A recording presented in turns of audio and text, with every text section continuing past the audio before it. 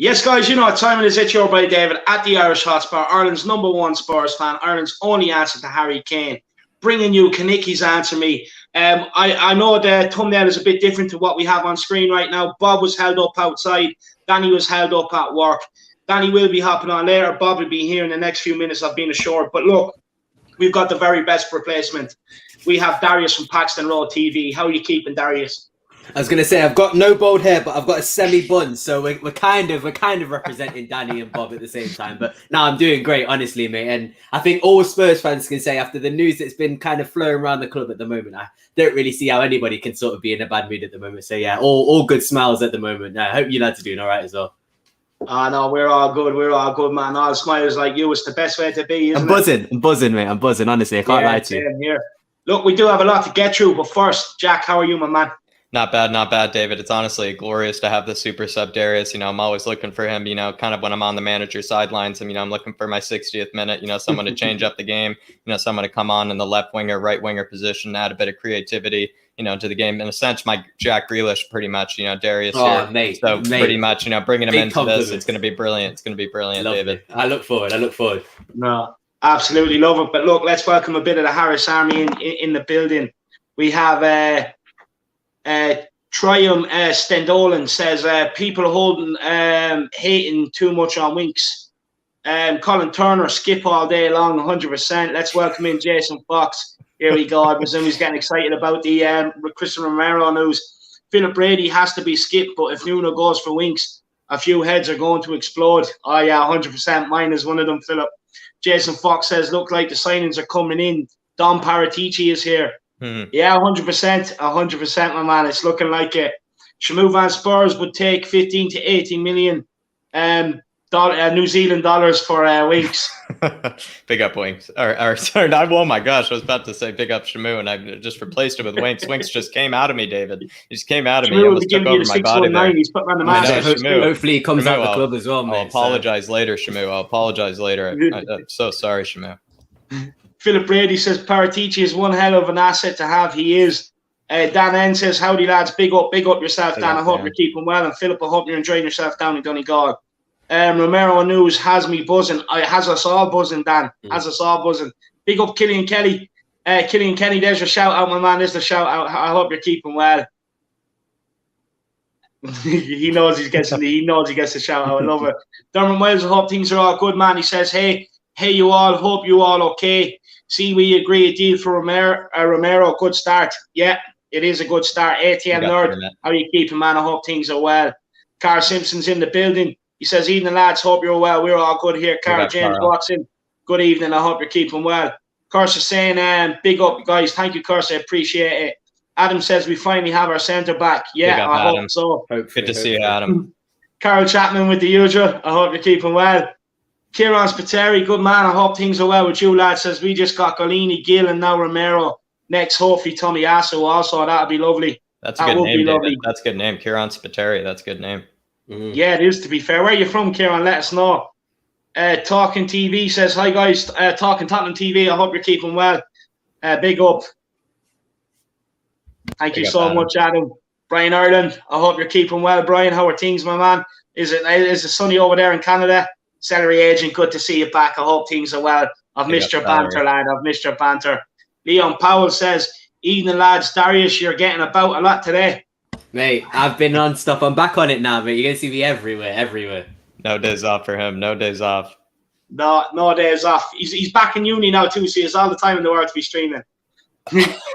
Kai says, Romero almost done. It is. Talking Tottenham TV says it's a good lineup. It sure is. David Woodford says, hi. David, great name, by the way. Same as mine. Best name in the world. Amzo, big up the Irish Hotspur, Jack and Darius. Looking forward to the show. Romero joining us. Winks could be heading to Everton. I've seen that.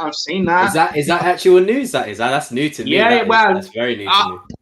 Look, if we can sucker after Benitez and take him, I'll be delighted. You know, definitely. We can chew him up in midfield next season. That'd be brilliant.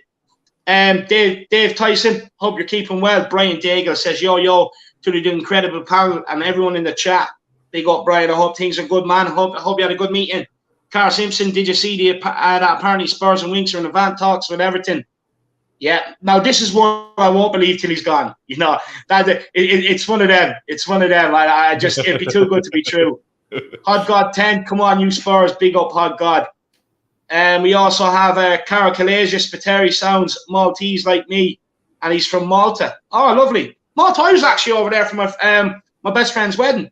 Great country, great time over there too. I have to say, very hot, very hot. It's a very nice place. This is the guy's wedding I was at. Sean Mitchell says, "Big up lads, popped on to support the channel." Sean, thank you so much, my man. Very nice. Thank you Sean. so much, Very and nice. I hope you're settling into that new house. Hope you're settling into that new house, you and the family, man. Brian Ireland is there. Paul Markey with a super chat as well. He says, "Seen report talks between Frank Kessie and AC have broken down. The scum are after him now. We can't let this happen. We should forget about Damsgaard and go all out to get Kessie." Sorry about me on AC having broken down. I just want to make sure I wasn't getting caught with any funny names here. But big up Paul Markey. Look, Darius, what's your thoughts on this? The super chat here. Yeah. Would you rather Kessié? I mean, I guess he's saying like, you know, if all else fails, he would rather go for Kessié than Damsgaard. I kind of really agree there. I think I do agree, only because I believe that Kessié would probably suit the Premier League a lot more and adapt to the Premier League a lot quicker. And for sort of the centre mids that we've got, if you've got a sort of a rotation of Kessié, Skipp, and Højbjerg in that double pivot role, it's sort of, there's not really a drop off in talent there. I know Damsgaard is a great player and he had a great Euros, but he's not fully proven. I mean, at Sampdoria, he wasn't even really starting, so you never know with him. He might go and he might turn into a worldie. But again, Kessié has proven himself, and he's still really young, and he's much more fits the profile of a Premier League midfielder, I'd say. Because if you notice, those centre mids, they keep growing in size, in my opinion. Centre mids in the Premier League just get bigger and bigger every single season. So yeah, I would go for Kessié as well. 100%. Well, there it is, Paul Markey. Paul Markey, and I think fantastic answer there. And just maybe really quickly, I do agree with Darius there. And if push came to shove, I would probably have to go for Kessié as well. David's been talking about how we're missing a tempo setter. I would probably say that, you know, Kessié could be that tempo setter for us in the club. Be the one that kind of just dictates the game, you know, kind of tells everybody, you know, just with the way he moves the ball around, you know, how we should be playing the game. And to be honest, I think, you know, that would be the man, Kessié. What I will say to this is, if we do sell weeks and say got Kessié in too, do you think that would hamper Skipp's development at Tottenham then, lads? I don't think it will. Still have yourselves from Ndombele too. Yeah, I agree with that. And if you notice, I know we're going to talk about the Colchester game, but the 4-3-3 that Nuno played the three midfielders didn't really seem to actually have a role. It was a very fluid midfield. Ali was dropping almost on his box, and you never really see Ali do that. So I just think that you could probably even see Kessié, Skipp, and Højbjerg all play in the same team in what seems to be Nuno's preferred formation of 4-3-3. So I actually don't think it will. I know what you mean, though. Me personally, if you gave me a choice, I think I'd rather want to see Skipp start just because he's homegrown and he's one of them. But I don't think as a club and as a team that's in 4 competitions, you would really want to turn down a player of Kessie's quality just because you've got somebody like Skipp in that team. There's always room for incredible players, in my opinion. And I do believe that Kessié can become an incredible player. I think he's a great player already, but I think he can become better. So yeah, I don't think there's any excuse to not bring in better players, in my opinion. Especially when Sissoko's still at the club as well. Yeah, 100%. Yeah, I agree with you there. Big up Paul Markey. Thank you so much for the super chat and the support on the channel, man. I really, really do appreciate it. I hope we discussed the super chat to your satisfaction, my man. Mr. Sniper Ninja says, young Poch, as a player, Romero, ATX7 Gaming. Yo, what's up, lads? Come on, you Spurs. ATX, good to see you back. I hope you're keeping well, ATX. I really do. Yid Kid says, Fabio Paratici, he bought Christian Romero, he got a Brian Gill. Paratici's at the wheel. I absolutely love it, you kid, but I hate singing it, man. Not today. It's too warm. 92 Flamethrower. Fab said Kessie is renewing his contract at Milan. Miguel Kutlin says next year Yannick Carrasco should be on our Spurs radar. The disabled team, good evening. I hope you're keeping well. Marco Gassotti, Paratici will be Spurs' most important signing in a good while. Cara Simpson's in the building. Hope you're keeping well, Cara. But look, let's not waste any more time. Let's hand it over to the main man himself, Jack. Jack, let's take it away. Yeah, let's take it away, David. Absolutely. Let me just get to. I want the Harris Army today to be able to answer a lot of these questions here, because I do think that they are going to be maybe questions that might be even pretty easy for the Harris Army to be able to answer. So to be honest, I think that puts pressure maybe on David here. That puts pressure on Darius here. Come up with the quality answers, because these are questions I think plenty of the Harris Army would be eager to answer as well, David. But the first one is really, we are just going to be talking about the Leyton Orient game and the Colchester game, maybe in comparison there. And maybe I might just go to Darius here first. Are there any maybe significant differences maybe that you saw between the Leyton Orient game and the Colchester game? Any maybe, any players in particular that had a significant difference in, maybe performance, any maybe difference in play style? Really, an easy one, however you want to go about it. What maybe made this Leyton Orient game different than maybe the Colchester game, in your opinion? So unfortunately, I didn't watch the Leyton Orient game in its full entirety live. Right. I did manage to catch a bit of it, but I watched the Colchester game. What I did notice though was it didn't seem in the Leyton Orient game that there was much of a priority on sort of the tactical aspects of the game, more so than the fitness of the players and seeing where everybody was at. Mm-hmm. However, in the Colchester game, it was very apparent to me how Nuno wants to play, especially in the final third. The build-up in the back and in towards going into the midfield, it was quite, I would say, not slow, but it was steady. You built it up carefully. He wasn't taking any risks with the passes. But if you notice, as soon as that ball got into the final third, even players like Winks were playing forward passes. And if you notice, Luke, both of Lucas's assists were almost identical. It was a one-touch, open his body into the space for a striker to run on. And every single time, one of the forward players were making subconscious runs. And that's something that I've been screaming at Tottenham not doing last season under Jose Mourinho. Is it seemed like the ball would have to get to the player's feet before something happened. And I'm really for this sort of, if a player makes a run and it doesn't work out, you still sort of taking somebody out of space. You're still going to affect the game in different ways that you don't really realize. So I just think seeing those players make runs after seeing sort of a checkpoint, seeing something happen. Like I said, Lucas getting on the ball in the half turn, that caused Scarlett, that caused Son to run. That's what I like to see. And I want to see more of that. I want to see more of a pattern and a style of play to develop these players. And then hopefully, like you said, when you bring in players and you replace them with other players coming off the bench, the drop-off isn't that detrimental, obviously, with us bringing in high quality players as well.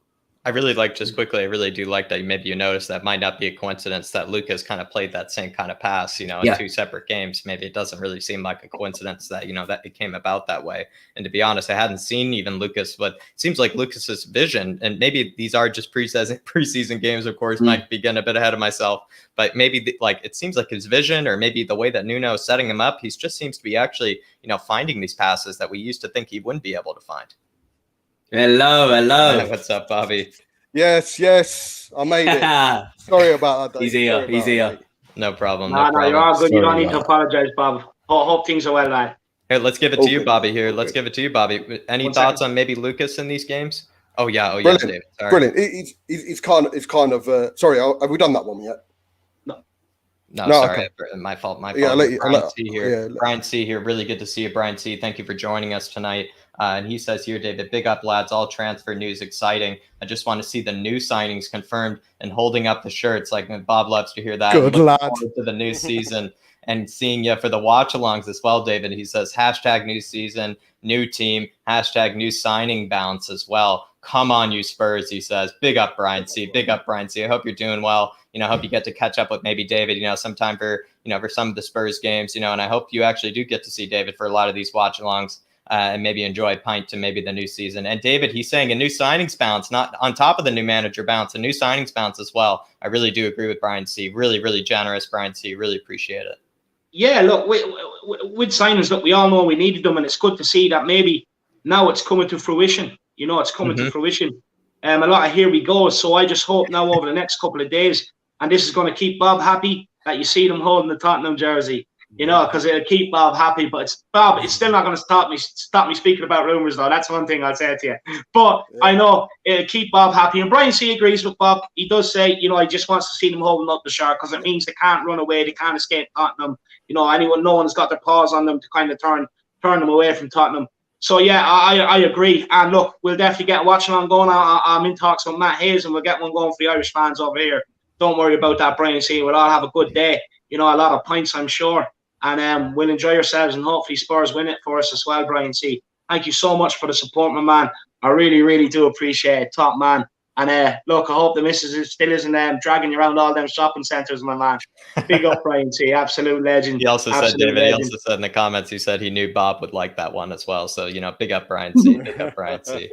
And Brian Daigle here. Wow, really generous, Brian. He says, so I am loving the flat caps as always. However, I absolutely love the fact that every time I see Darius, he color coordinates his headphones. The match is closed. Darius, the amazing Technicolor I promise headphones. you. You know what? I should say that's on purpose, but I promise you it's not. Honestly, mate. And also, let me say, flat cap coming soon. Flat cap coming soon. Love it. I'm not going to be on my own anymore. Love it. We have to get your old lad to get one of them as well, Darius. Mate, I think I can nick one from Sam. I think Sam's first for life will have one or two in the wardrobe. I guarantee you, once he wears it, he'll never take it off. I guarantee you, he'll absolutely love it, lad. Hide my bad head in. It brings out everybody's looks. It brings out everybody's features. Everybody looks at least 10 times more handsome, I swear, 100%. In pretty much any outfit they wear. You could be wearing pajamas out to pick up the paper or whatever it may be. You already look better, with the flat cap on. You already look like you know what you're doing. No one even questions you, I swear.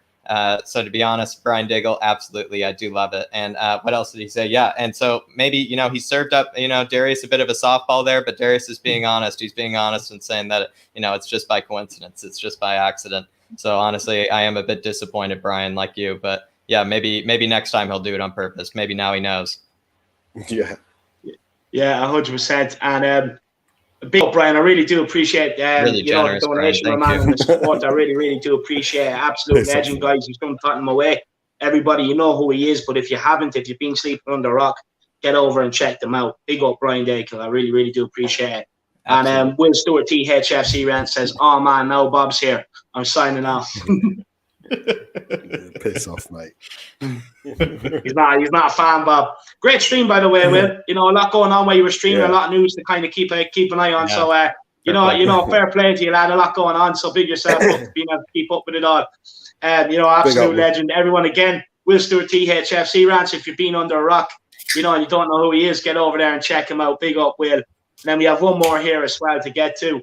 Absolutely. And Jacko, take it away. I only took over the one from Will because you were drinking water, lad. No problem, David. Sorry about that. Dermot Moyles here, really, really generous, Dermot. You don't need to, Dermot. Please, Dermot, you don't need to. But you're being very generous. And he says, maybe Nuno can get the best out of Dele. Maybe the front three, Son, Kane, Lucas, with Dele playing in the floating role behind them. If we cut out the silly mistakes and defense, then we will have a good season.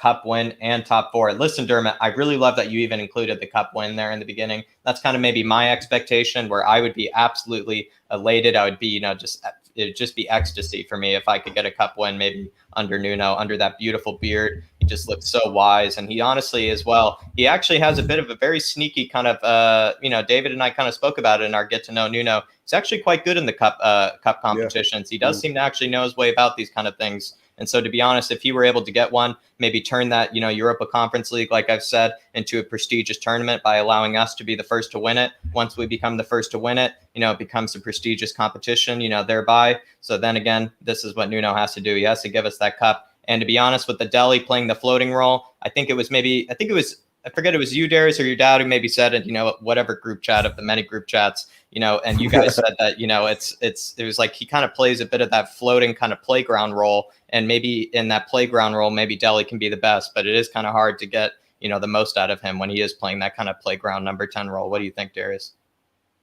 I think I said, and I think it was Sam who mentioned that, but I mentioned about Dele Alli, about with players like him, you sort of have to accommodate almost an entire system around Dele Alli, and you would do that for somebody who is absolutely killing it and at the top of their game, and sort of the Dele Alli who in 2015, I think it was 2015-16, scored 18 goals from an attacking midfield role. You sort of would accommodate your whole team around somebody like that if his output's going to be like that.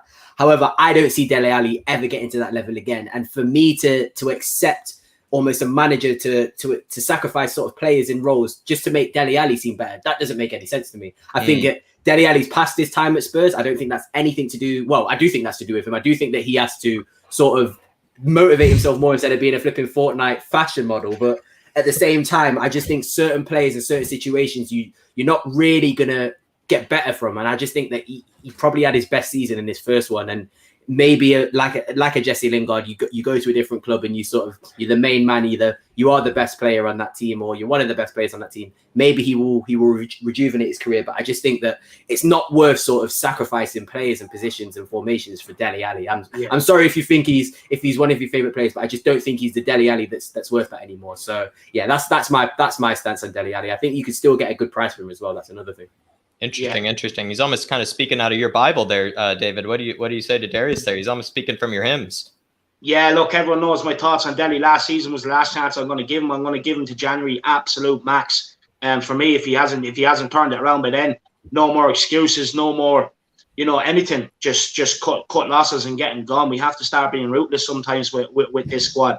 Like, look, I'm sad to see Lamela leaving away. He's a Tottenham player. He's sad to see anyone go. I'd even be sad to see Winks go, to be honest with you, because it doesn't really give me much to talk about anymore, much to complain about once he goes. But, the thing is, we just have to be ruthless. There's no way Lamela should have been lasting at Tottenham 8 years. No way. We have to start cutting our losses with some of these players. But, look, thank you so much, Dermot. Really do appreciate the donation, man. I hope things are going well. Yeah. And, thank you, Dermot. And I was just going to say really quickly, David, what I really meant is that Darius was saying kind of, I think you've kind of said a couple of times in that, with Dele, we can't really sometimes think about these players as we need to focus around them. We need to cater to Dele. We need to cater to Winks. We need to cater to the best players on our team, Son and Kane. We need to cater to the players that will actually produce for us, not the players that, haven't produced for us for some time. And so I think that's where, you guys might be in complete agreement there. But also, really, Dermot, really, really generous. You don't need to, Dermot. Really, really. Thank you, Dermot. Really, really. And everybody, please, please, please check out Dermot. I know he's on Twitter. He just created he's trying to go after kind of the news page kind of thing on Twitter there. And so please check out Tottenham Tantrum. I think it's a great name. So please, please, please check him out, Tottenham Tantrum. And with Dan N here. Big up, Dan N. Really good to see you. I really love everything he says in the comments. Always loves what he says in the comments, Dan. And he says if Winks wants more touches, he can be ball boy. Hopefully Nunos sees that Skipp is clearly better already. What has Winks done to deserve a second chance? To be honest, I might bring this to Bobby here, but just because I feel like we haven't given him a proper question or introduction yet. Bob, I've kind of been seeing this on Twitter recently. Some are saying people are overhyping maybe that skip pass, that cross field switch. They were saying listen, Winks can do that. They were saying, people are saying that, any player can do that we see this stuff all the time, that we're all just hyping up Skipp. And even plenty of people are saying we pick the players that we want to praise. We don't look at them objectively. Maybe what do you make of this here? And also really, Dan N, thank you for this super chat. Absolutely love it. Big up time. And also, I really don't know what Winks has done to deserve his second chance. I can't believe how many Nothing Winks is the answer, mate. It was almost like spiders, Dan. It was almost like spiders today. I found this one little Twitter thread and I just saw all these Winks lovers in there. It's like spiders in a really bad corner of, the part of the apartment or something, part you never should have looked, and they were all scurrying about. It was really scary, Dan. I really never go there. I think Harry Winks is world class. No, don't fuck that. No, I think. Thank you, Bob. Thank you. The fact that Skipp's pass was over. There was a bit of a hoo-ha over a good pass, but I think that's just reflection, mate, of how much quality passing, quality play we haven't seen. The fact that pass stood out so much in the Tottenham match against Colchester says everything where we are with regards to quality. So we should be expecting passes like that from a Tottenham Hotspur Football Club player, every 20 minutes in the game. But the fact we haven't seen it shows why it's been, So, but with regards to Harry Winks, we can't be hypocrites. If we're all saying Dele Alli out, some people would say Dele Alli has given more to the club than what Harry Winks has over the time he's been here.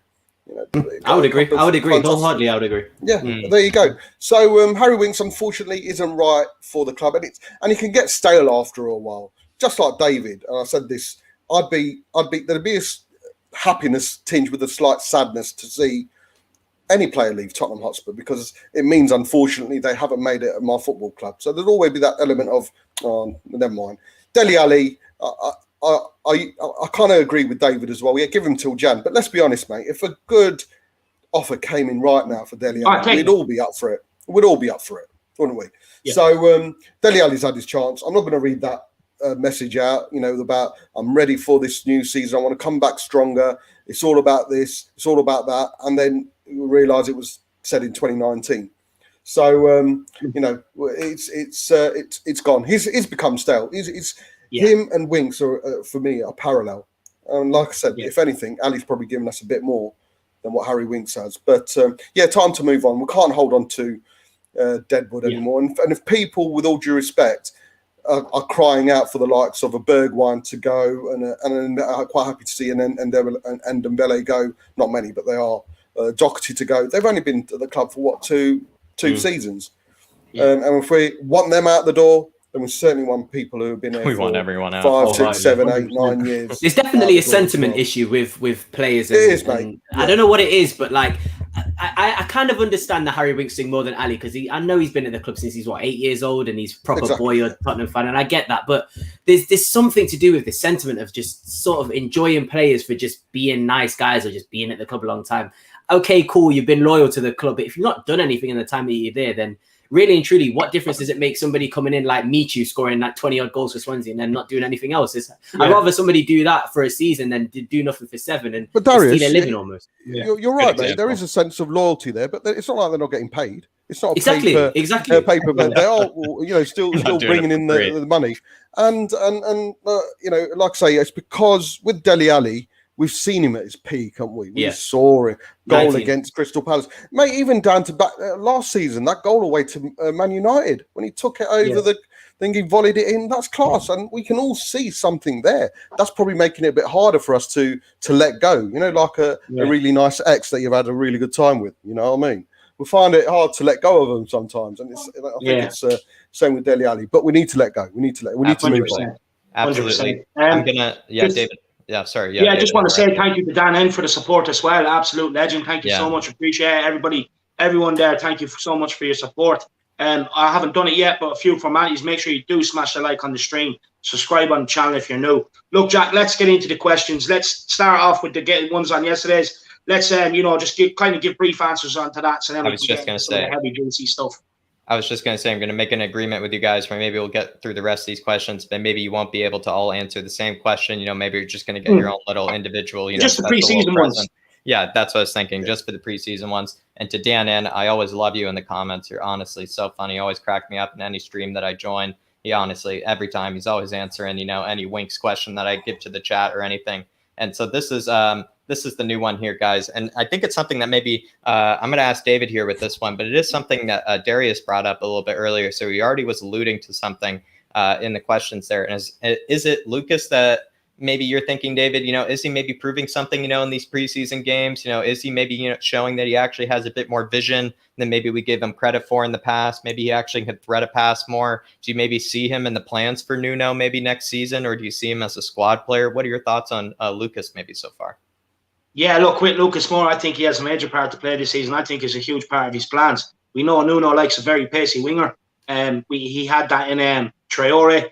He had that in that guy that went to Liverpool, the other side. And for me, look, I think he's perfect. We've seen against Colchester and against Leyton Orient, and I alluded to this on other shows and that, and even yesterday here, that it seems to be a tactic. And I've noticed this, that although Lucas Moura is starting on the right side of our front three, he picks up the spaces in the middle. And it was allowing Piscozzi to overlap him every time. And Piscozzi was actually creating the width out on the right-hand side. And we've got two very similar goals like Darius was leading to. Leyton Orient, Colchester, the ball into Lucas Moura. The Scarlett and Bergwijn made the same run between the fullback, on the inside of the fullback and the centre-back, between the two of them. Lucas, first time, straight through.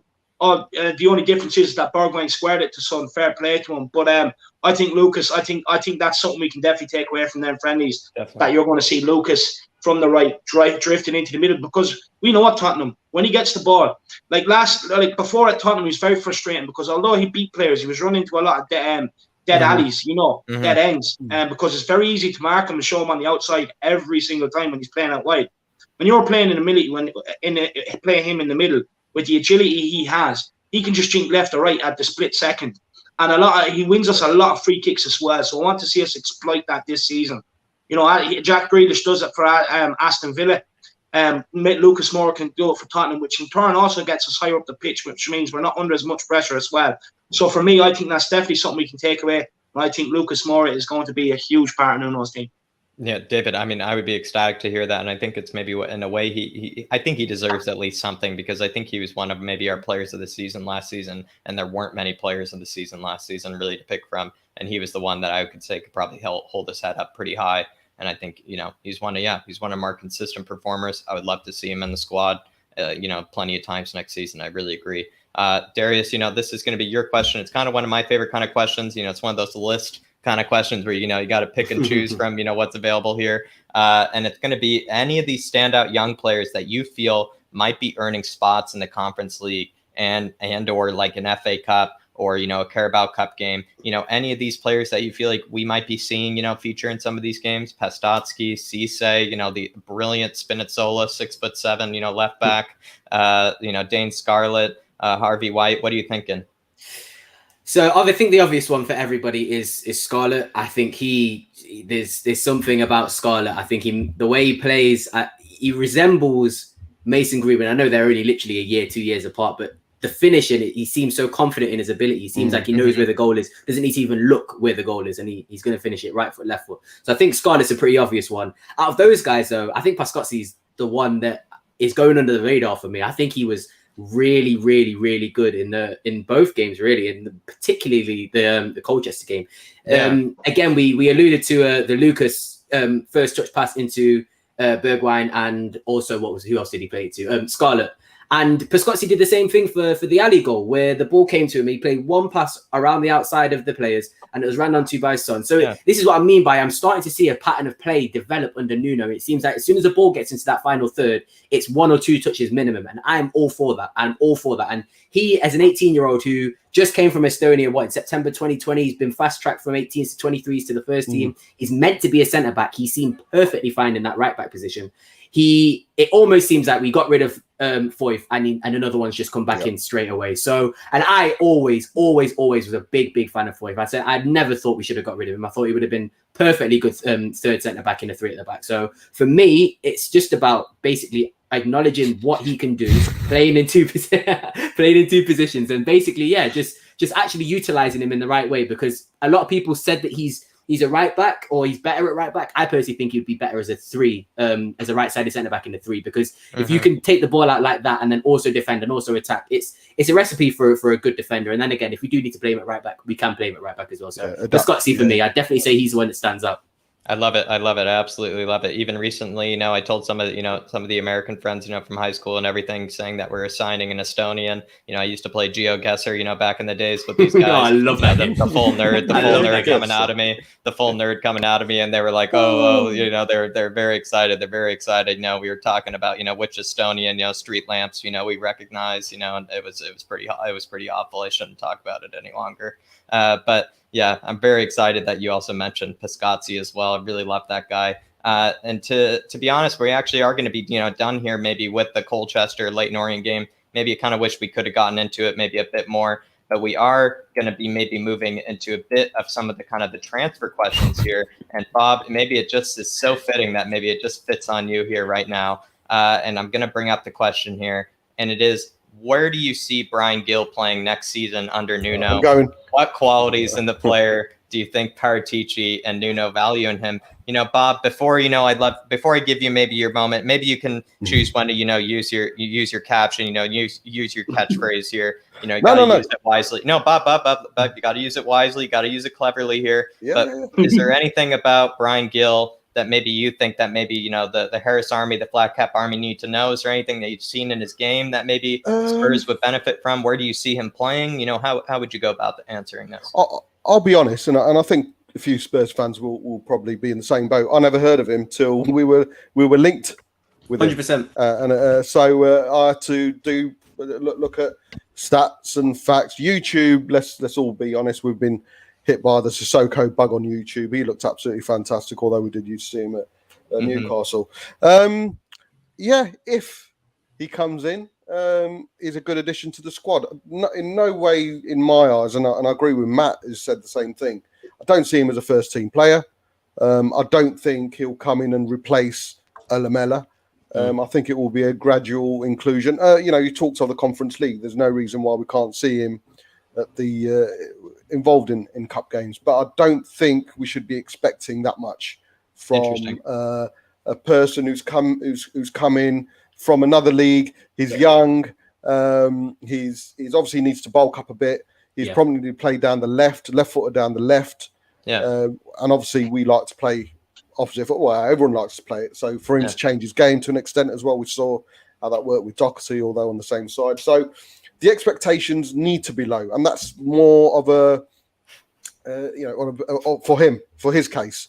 We can't expect him to come in and hit the ground running and be the next best thing since sliced bread. I think with it being young, he needs time to settle in. Hence the reason we need so many more players. But if he comes in, good signing, good squad player. We need to improve on our squad. I think he's better to bring off the bench than Lamela. I think we can agree on that. I think he'll bring a lot more off the bench. Well, time will tell. Time will tell. Lamela's, to be fair, mate, out-of-date Cabbage would have been good on some games compared to Lamela. So, it's good to strengthen our squad. Not our priority. We all know that. We all need defenders in. But as someone to come in and improve the squad, the big squad, if it happens, it'd be a good one. And Bob, if he is going to be wearing this shirt that, it seems to be so destined for him to wear, I would say, what do you think he's going to go for? He's going to go for the small, medium, large, bit of a tight, kind of fit. Sometimes I do kind of like when they go for the tight fit. Kind of shows that, they're confident in what's underneath the jersey. They're confident in the muscles, a bit of the pecs. What do you think, Bob? When he takes photo with the jersey, is it going to be already pre-fitted? Is it going to already have his name on it? What do you think? Hey, who knows, mate? It might be the kids size. So we just don't know, do we? Just don't know. No, we don't. We never do. But I'm actually going to go to David here. But David, what do you think about maybe this Bryan Gil signing? Do you see him maybe playing off the right? Maybe do you see him kind of playing off the left? Like he did with Ibar. What are your thoughts maybe on Bryan Gil maybe and where he might actually play? Look, he can play anywhere across the front, really. I'll be honest with you, I didn't know too much about him, if anything. And but before I seen the deal was done. I'm not going to judge too much on compilations either. To me, I have voiced my concerns that maybe, I've seen this a number of times with Session, Jack Clark, players of that ilk. But he looks already technically way more advanced than any of them. I've done my research into the guy. A lot of people in Spain, respected people in Spain have all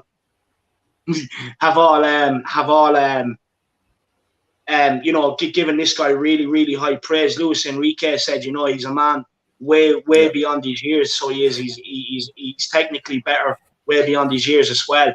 And he does look cold at the feet. He looks cold at the feet, and sometimes with quick feet, you don't need too much strength. So he might not need to bulk up. We got in Luka Modric as well. Now, when we got him in, when he arrived in training, I've heard loads of Spurs players from that time and around that time say this, that they just laughed at him. They're like, why did Tottenham spend big money on this guy? He's not going to cut it in the Premier League. And they said after the first training session when they walked off, they were like, this guy's the best player on the team by far. No one could get near him. So, once you have the quick feet and you have the nous and the know-how and the football intelligence, like Luka Modric, player comes up his ass. He already knows which way he's going. He flicks it by him, he's gone. Yeah. So if we can get this, if this guy can adapt to that and get that quickly, we could have one hell of a player on our hands. And look, maybe he could even slot in, maybe as a centre attacking midfielder.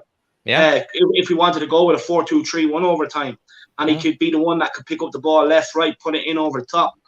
Look, he's not going to come in and hit the ground running. I'd be very surprised, but he's not anyway because he's at the Olympics with Spain. So he's going to be a bit late back, but. Maybe coming up into November, December, I would like to see him. I'd like to see what he's got. And that, I was sick last season looking over to the bench and just, how can we change this game? You see Lamela, Winks, all the same names. And just like, what's the point of even making a substitution? What's the point? What is the point of making a substitution, right? And I said, look, I'd rather put the youngsters on the bench because at least they're going to come on and have a point to prove. Yeah. And with this guy putting him on the bench, I'd rather have him there than the likes of Lamela and that. So it can only be a good thing for Tottenham, especially because this guy will have a point to prove. I just hope it's money well spent. But on the plus side, we've got Lamela off the books. So And David, I think you even bring up a good point. One, isn't it? Yeah.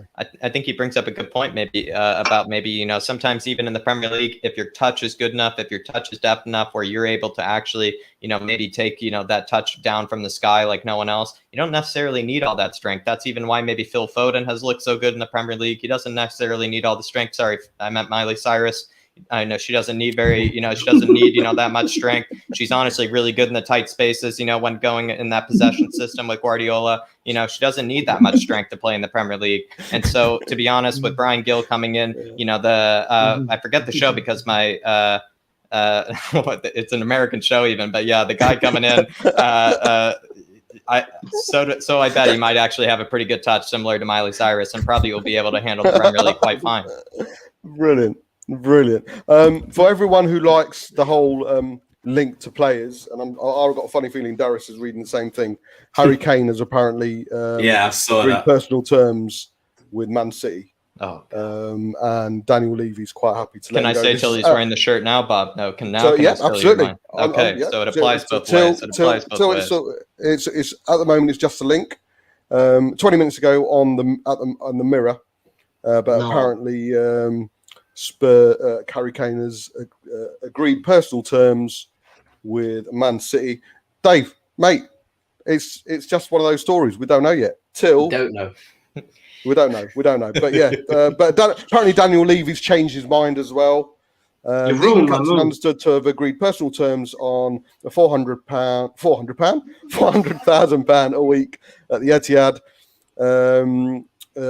Sun Sports have revealed that Chairman Daniel Levy has changed his mind and is now willing to allow Kane to move to Manchester City this summer. So the question will be asked: are we spending the Kane money? Slimy little ratty. Oh, if that's true. Yeah, you could probably see why the signings are being made now if that is true. I wouldn't mind. Someone said it yesterday. Is it the same as the Gareth Bale situation where we're spending the Kane money before we announce he's going? I asked you, yeah. Dave, if we signed Romero, it would make sense. If we signed Romero, we're not accepting it. I'm not accepting even going out as much as I'm accepting comings in. So I wouldn't mind. There was a story I read earlier on. City sold that youngster in the Meche, and he said the reason why I left is because City have a top striker coming in, world-class striker coming in. Haaland's still available. Danny Ings is still available. I know. Oh, we're not. Danny Ings is world-class, man. Look, it's a football club. We will end up ultimately, moving on and everything else. One player doesn't make the club, but everyone knows my feelings on Harry. That's absolutely gotten. He ain't going. Yeah, I hope it's true, Amzo. I really do, because it's absolutely gotten. Honestly, I love this guy. I genuinely love him. I'm not even messing. But look, let's crack on. Yeah, I still got to ask Darius, about Brian Gill, about Brian Hill, however you prefer it. What do you think? Would he be playing off the right for us, Darius? Would he be playing off the left? Maybe is he better in a number 10? How often do you see him playing? How do you want to go about this? I think this is a tough one. I think Dave, you make a great point about playing in a 10. I honestly believe he can play across the three. I think if you think about, I think it will be based on the opposition and the game-by-game basis for him, especially for the first part of the season, because I don't think he'll be starting. I think he'll make a very, very good impact off the bench. He's quite intricate with his feet. He seems to draw fouls a lot. He seems to be very, very technical, great dribbler. So I think that, you see somebody like him coming on in the 70th minute when players are a bit leggy chasing games, he's going to be able to draw a lot of fouls. On the left-hand side, it will work because if you've got somebody like him who's quite unorthodox now, like you said, Bob. I mean, everybody's playing inverted wingers. So if you've got somebody who can beat a man and put a ball in the box, that's a big difference. Playing as a number 10, he's very creative. He's got an eye for a pass. So I think he could beat a man, put a ball in behind. And if you've seen, obviously, how Lucas has been playing, he seems to be able to fit that criteria. And then on the right, I personally think will be the best position for him to play, especially if we play a bombing on right back, because it just allows him a lot more options. If he's got the ball on his left-hand side and he wants to cut in, he could put a deep cross and he could take a shot. Or he could hold the ball up and have somebody have a player running behind and he could put a ball in the box. So I just think that inverted wingers, the reason it's so popular is because it works so well and it allows that player a lot more options and time on the ball. So I just think if he's good on it, I don't really know what he's like on his right foot. If he's good with his right foot, I really think that right wing spot will probably be will be the best. But again, that unorthodox, I can't believe I'm calling it unorthodox now, but having a player who plays on the same wing that he specializes his foot it's something to have, because again, I can't really name many players who I can name. Obviously, Jadon Sancho is a right-footed right winger, but he doesn't play that sort of orthodox winger way, does he? He doesn't beat his man and put a ball in the box. He'll beat his man and slip a ball in, or you know what I mean? He'll create almost like a number 10. So I think it's good to have him as a skillful left winger. And again, like you said, if he's versatile, he should be able to play all along the three, and he'll be able to. We had the Darren Anderson, didn't we? Yeah. I mean, right winger. Yeah, it's something that's really gone out of the game, and I think there's still definitely 100% a place for it. And if you've got a tall striker, it should be even more of a place for it, because then he's just going to be winning headers all the time. So yeah, definitely a lot of options for Bryan Hill, definitely.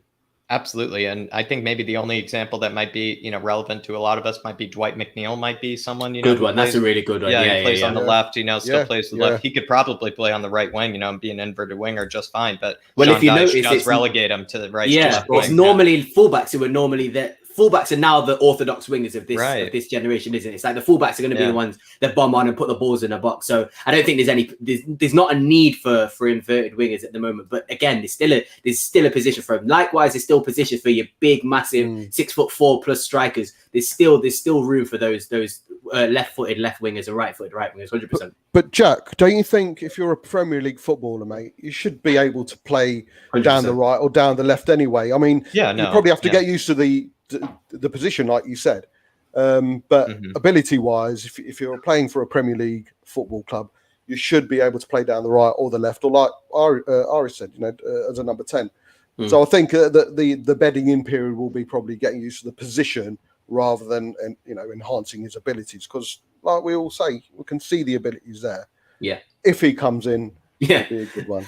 I think I think that's a good question there, Bob. And to be honest, if the ability is there, they should be able to play on either wing. Yeah. And maybe the only caveat I might say to that is that if they're maybe an out and out goal scorer, if they're a proven goal scorer, maybe that's when they can say, listen, this is where I, score more goals from. This is where I create more from. But if that's not really their game, then they should be able to say, listen, I can play anywhere. Even Gio Lo Celso, I guess, even recently did that for Argentina. He was kind of playing as like he was kind of playing almost in a way, kind of a bit of the Bryan Hill role for Argentina, kind of playing like a left-sided, kind of number 10. It was a bit strange, but playing very defensive. So world-class players, I think you're exactly right, Bob. They should be able, with their skill and their effort alone, and with how much they're being paid, to be able to play, multiple positions, and shouldn't, just be, so privy to, just one. But really appreciate that, Bob. I think that's a good question there. You do realize David's not heard a single question. His mind's elsewhere now. No. Believe me, David is in. He's in with us right now. He's hearing them. He's just seeing what the Harris Army has to say with some of these, and he's just also maybe going through a bit of grief as well. But I think he's just maybe adopting a bit of the mentality right now, Bob, or he is just thinking to himself, when will he say till he's wearing the shirt? And David's probably like not TTHTS or whatever these Bob says on that situation. He's thinking about it. He's just thinking about it, Bob. He's thinking about saying it. Mate, let's not believe anything till anyone goes out and anyone comes in. All right. I mean, Kane's not going anywhere. And another, Bob, this is one where I'd be interested to see if you will use your catchphrase in this situation, because Gollini, the former Atalanta goalkeeper, notice how I said former, is apparently moving on over to Spurs. He's on the plane. He's completed a medical. He's even said, it will be an honor to work under Hugo. What do you make of this signing? Do you think maybe this is a good piece of business? The fact that maybe we don't necessarily have to sign him in case maybe he might not, satisfy us. He only has to play, I think, 15 games, and then I believe we have to buy him. I mean, what do you make of this deal? Is this is this a Levy kind of deal? Is this a deal that satisfies you as well? How do you feel about this? A couple of things. I find it very hard to understand why a Champions League player would be happy to come into a club and play second fiddle to Hugo. So is there? I think he was playing second fiddle. I think he was getting ready to play second fiddle to someone else, actually, Atalanta. So you're right. They brought someone in. Yeah. But Hugo's last year in his contract, we needed to buy a goalkeeper in regardless. Whiteman, for me, if he carries on his pre-season form, I think he's become our next number 3, which would mean we can let Joe Hart out the door. it'd be just interesting to see how it goes. We need a new goalkeeper, regardless. Not a priority, but it is important, just as important. Purely and simply, we can't wait till Hugo's. Ben Daigle, big up to him. He made the point earlier on. We don't want to be in a position where we are in the last few months in Hugo's contract, and then everyone knows we need a goalkeeper, and suddenly the price goes up. So us doing the business early is good. The fact it's a loan, we can just see how it goes. It's a try before you buy, as Dave mentioned yesterday. So everything says good about the deal. No, I'm joking. No. Nah, and just on what Bob was saying there on Joe Hart, look, Team Morale will be down. He organised bingo, cricket sessions in the dressing room.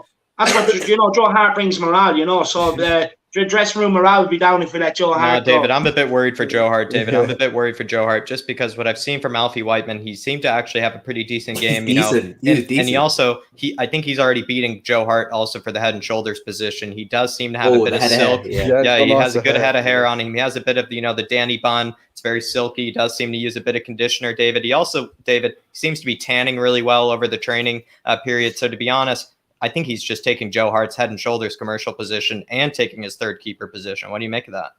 Well, look, there's a few there. There's a few. Your man Gil could get it either way. He's coming in. He's looking like your man out of Big Bang. There's a lot of hair there. There's a few that can get it. With Harry Winks going to Everton, that's one less contender off the list as well. So I'd say Joe Hart's, at home secretly, fisting in the air. Yes, I'm getting a new contract. He just has to get Alfie Whiteman out on loan now, and then he gets it.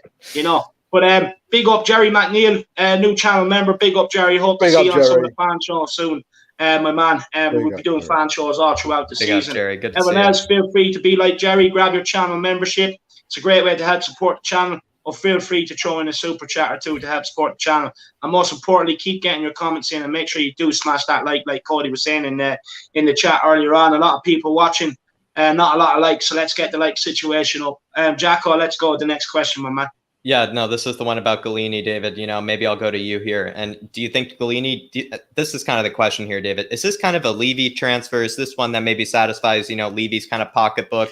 Or is this one that maybe also satisfies you with maybe signing Galini as a backup keeper, as maybe an option to buy kind of system? What do you make of it? What do you make of the deal? Is that one that satisfies you, David? Yeah, look, it's essentially buy before or try before you buy. Right. What more do you want? You can bring him in, really put him behind through his paces behind the scene. Really see what he has to offer. Drive the car around the block before you buy it, David. Yeah. Yeah, and if Hugo gets an injury, we have a keeper there that we can probably have a bit of confidence in to step in. There is a clause if you meet certain appearances. I think it's like 20 appearances. Over the course of the loan spell, we activate the clause. We have to pay 15 million up front, and then with Hugo Lloris's contract being up, we don't know what the summer holds. We don't know whether he's going to commit, whether he's going to move on, whatever. So with Galini coming in, we also have the second year to loan him, which means we don't have to shell out straight away, and we won't be put in a position where if we are looking for a goalkeeper, we're going to be extorted because we can just say, well, look, we have Galini, you know what I mean? So we can just extend that for a year. So it gives us time. In a way, it buys us another year. Even if Galini isn't the man, it kind of buys us another year to get that right replacement in. So, look, it's a good deal all around. And no doubt Daniel Levy is sitting there jacking off to it, jacking off with the contract or something like that. It's one that, really would get him going. So, it's a good deal all around. It's a good deal for Tottenham. But, look, mainly for Levy, he'd be super excited, wouldn't he? Yeah, I think he might be. And maybe that's what I'll just ask Darius here really quickly. And I think we've gotten a lot of good answers here. Darius, is this one maybe that satisfies you more? Or is this one that might satisfy Levy a bit more? What do you think?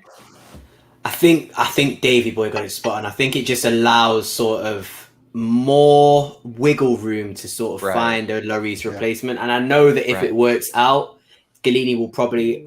Well, I say this, you'll probably see Galini will play 19 games in the next 2 years, and he won't have to sign an obligation. But if you do have to pay 15 million euros for Galini, he's 26. I mean, Joe Hart ain't going to be there for more than 2 more years, absolute max. Alfie Whiteman is only 22, so I don't know if you're going to make him your second choice keeper. So even if you are selling Lloris and you have to sign Galini because he's played 20 games, having him as a backup, paying 15 million euros, Champions League proven, played for Atalanta. It's not the worst case scenario if we do have to pay that and then also buy another keeper. And it's much better than paying £30 million for Aaron Ramsdale, like some of the people in North London are doing. So I think it suits Levy. Obviously, it's basically getting a 2-year trial almost. And if it works out, I just hope if Lloris gets injured, then he was going to have to sign him because obviously Lloris will be injured and he'll have to play games for us. So that's the only thing I worry about. But again, it's not something to worry about that much because he's a decent keeper at most. So if he turns out to be better, great. And if he turns out to be worse, you'd probably be able to, again, make a little bit of money off him because it was only 15 million euros initially. So I just think it's a win-win for everybody. And Levy's laughing because he ain't going to have to pay any money for 2 years. So I think everybody's sort of satisfied with this transfer. Not what we need, again, like we said, but are you really going to turn down a backup keeper? Because I don't want Joe Hart as my We did need a backup keeper. So we did need one. I think. Well, look, at least Galini can replace the entertainment video. Give them all rap lessons. He is a rapper too. Yeah, he's he does definitely provide the entertainment. David, look, I Jack, think actually. Yeah, I was actually thinking, David, I think it is actually Daniel Levy is actually buying Dele Alli a playmate. He's buying someone, to hang out with him on the bench. He bought someone, to help, talk a fortnight with Dele while Dele's, sitting on the bench, not being picked by Nuno, helping someone, to come up with new lyrics for the new Fortnite album. Whatever it may be, David, I think that's what he is. I think he's actually just more of like kind of almost like buy a friend, kind of situation, David. I think that's what it is. No, it's 100%. I fully agree with you. But Jack, I can't take this any longer. Can we talk about Romero? We have to get into Romero. Absolutely. Sorry, David. I apologize, David. So, David, in the likes of Romero, what do you make of this? What do you make of the Romero deal? He's supposedly, I think he's one of the best defenders in all of Serie A when it comes to tackles in his own half, when it comes to pressures in his own half. He's supposedly kind of, one of those old school kind of dark arts defenders as well. Has a bit of, bit of the nasty side in him where he has, a bit of the yellow card, but also likes to get stuck in plenty of times. What do you make of this, David? Romero, is he maybe the one for Spurs? Is he worth all the money? Jack, he's my sort of defender. Look, he's absolutely brilliant. Look, he's an animal. He's a savage. He is a savage, right? He's not afraid to chop someone down if he needs to. But a lot of the time, he gets himself in some great positions. He's a throwback to the old school. He doesn't really get exposed too much. Sometimes, he can be a bit over the top and maybe take a yellow card. But I don't mind that at Tottenham. At the minute, we're too nice to play against. And one thing I will say is what I love is his interceptions. Most interceptions, I think, of any defender in the whole league in Serie A, his interceptions, he's very good at reading the game. He's wise beyond his years. And he's just a dog. We need that dog mentality. Højbjerg has it. So he's going to have that. If we can get this guy over the line, we're going to have that now at the back. So we're going to have Højbjerg and we're going to have Romero in there, two savages, two dogs who will celebrate tackles like Harry Kane celebrates a goal. It's absolutely brilliant. But the guy's good on the ball. He's got a good range of passing, good passing accuracy as well. And he's not afraid to attack balls from set pieces, defensively or attackingly. And, with the attacking ones, he's got a few goals from doing it. So I'm super excited for this guy. I think he's ready-made for the Premier League. I think this could be our answer to what United had when they had the manager Vidic. This guy is an absolute savage. But beside him, you can play whoever you want. You can play someone silky on the ball because this guy will just mop everything up. I hope we get this over the line. We will let Darius in because I know Darius has a night out with the boys. So we're going to let Darius in here answer this one and then we're going to pass it on to Bobby. Absolutely. I mean, Darius, however you want to go about Romero, I mean, he has some of the most interceptions, some of the most tackles per 90 in all of Europe's top 5 leagues. I mean, have you heard of this guy? Is this maybe someone that might be worth every coin? Is this somebody that's worth every penny? What do you think? I mean, most interceptions in the Champions League as well. He's exactly probably what we need. And I can't lie to you, he's a fantastic centre-back and he's only 23 years old. And you have centre-backs who are sort of commanding, dogged, real bastards, like you said, Dave, who are only 23 years old. There's so much room for improvement. What I particularly like about him, and some people may see it as a flaw, they may see it as a bit of a bad thing, is his interceptions. He loves to try and get stuck in and try and win that ball before he even has to, drop off and sort of defend one-on-one. But even then, he's comfortable in that sort of role defending one-on-one. So I just think it's one of those you just need to make a centre-back signing like this. I know that Man United pay 80 million for Maguire, and I know that, like you said, Vidic, again, he wasn't expensive, but it's these are the sort of centre-backs you need one in that back line to sort of be that person. And again, him with Rodon, him with Tanganga, I can see that working. My only fear is every single sort of, apart from, I believe Argentina were playing the 4 at the back in the Copa America, Atalanta obviously play 3 at the back, and Juventus obviously play 3 at the back, and they were his 2 previous teams. Yeah. So if he does join, that to me signals that we will be playing 3 at the back. But then obviously I've been hearing stuff about Nuno wanting to play 4-3-3. So that bit I'm not too sure about. But again, that's sort of, you don't really want to be caring and worried about that sort of stuff. When you've got players like Romero being linked, you deal with that once a player's signed. You know what I mean? That's not an issue that you think about before he's signed. The 23-year-old, 45 million euros. If you can pay that over 5 years, again, I'm going to keep saying it. If it doesn't work out, I really do believe you could probably keep your money or make a profit on these players if it doesn't work out. And this is what I mean. It's not about bringing in top quality players. It's also about making sure that that business model is good enough to sort of allow you to make the mistakes in the transfer market. Because if you go and drop 50 million on him and you can't sell him because he potentially is a 30-year-old centre back in his prime, or he's just not good enough, you're in a bit of a pickle then as well. So I just think it's good all around, and we should not be turning our nose up at these sort of signings. And he's agreed personal terms, so that's a big plus for me. If he wants to join Tottenham, that's a big thing for me, especially when he's playing Champions League football. Thank you for saying that, Darius. Actually, I was just about to get on to the personal terms. You already got to it. Really class answer. Yeah, David. Just before we do that, else, I do want to give Darius a chance to plug his channel before we let him off out with the bike.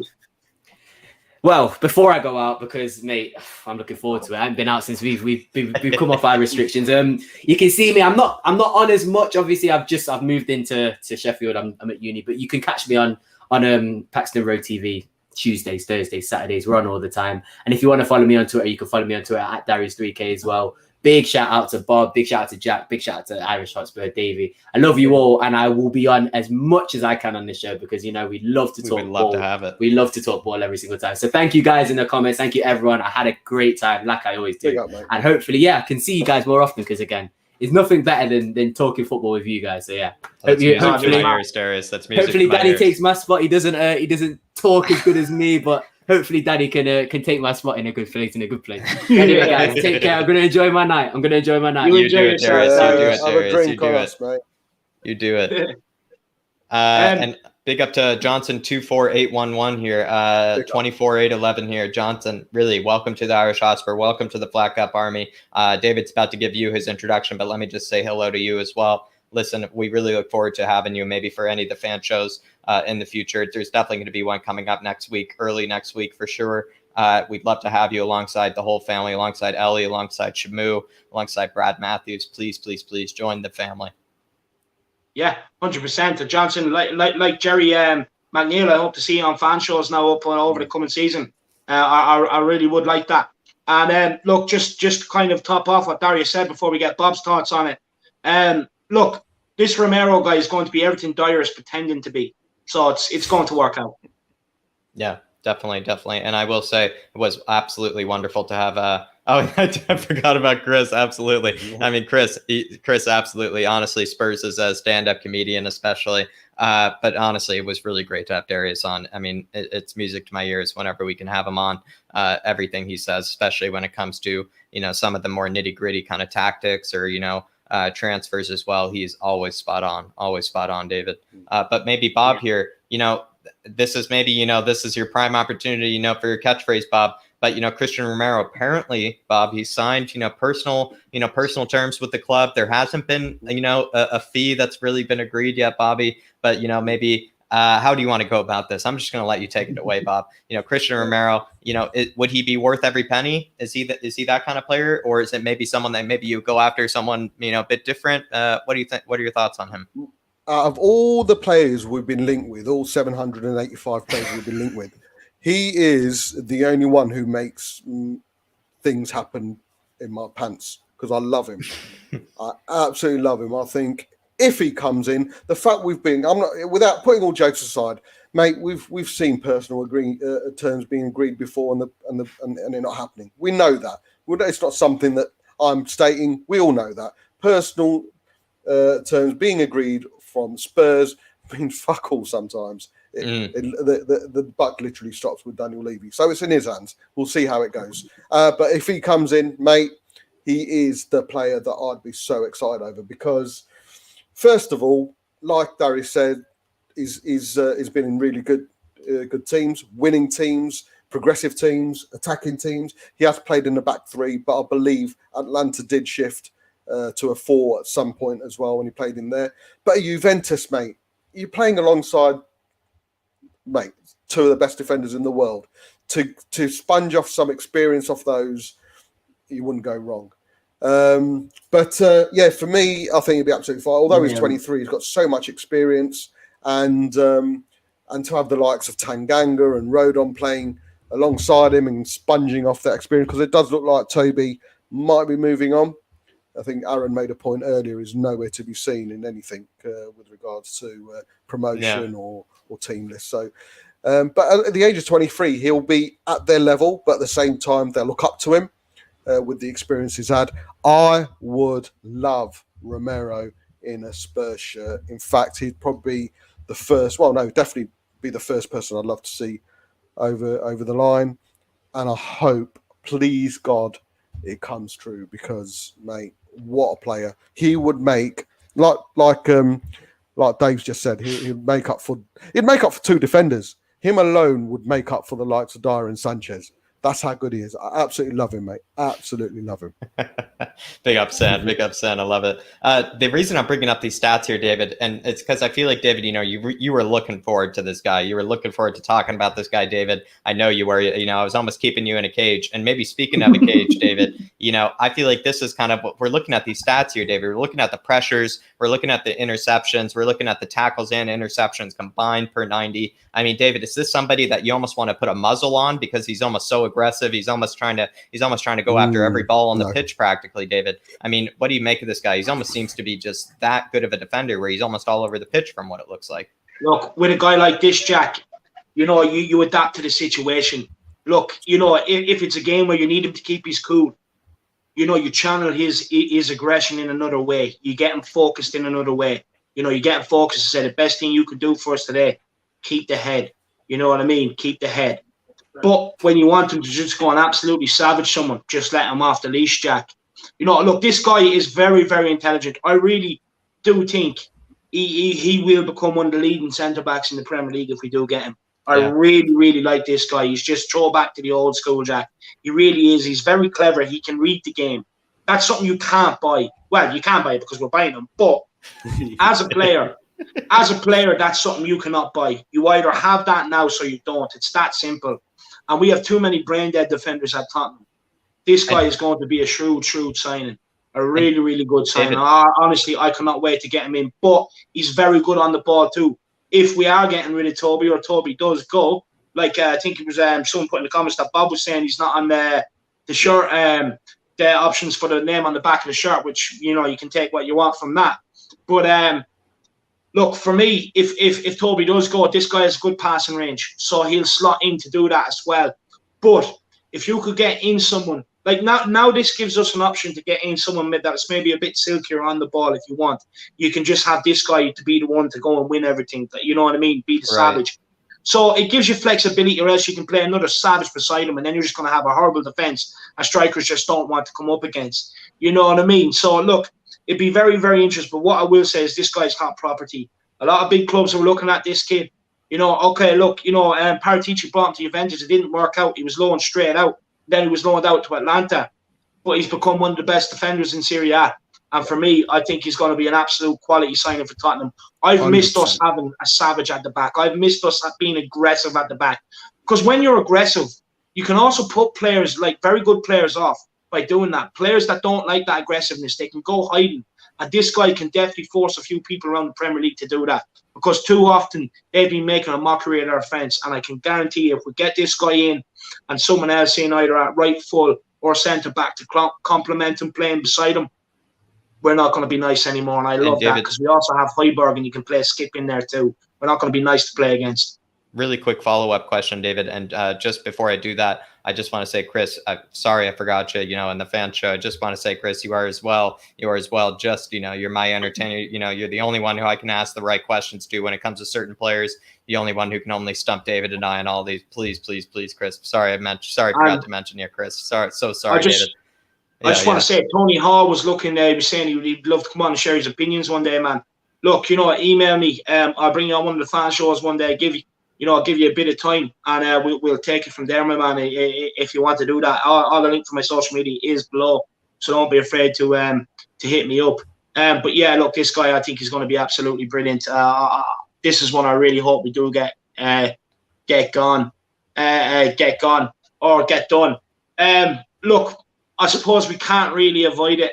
You know, I do want to talk a little bit maybe about that Harry Kane thing that's there, but we can get to that at the end. But look, let's welcome in Danny.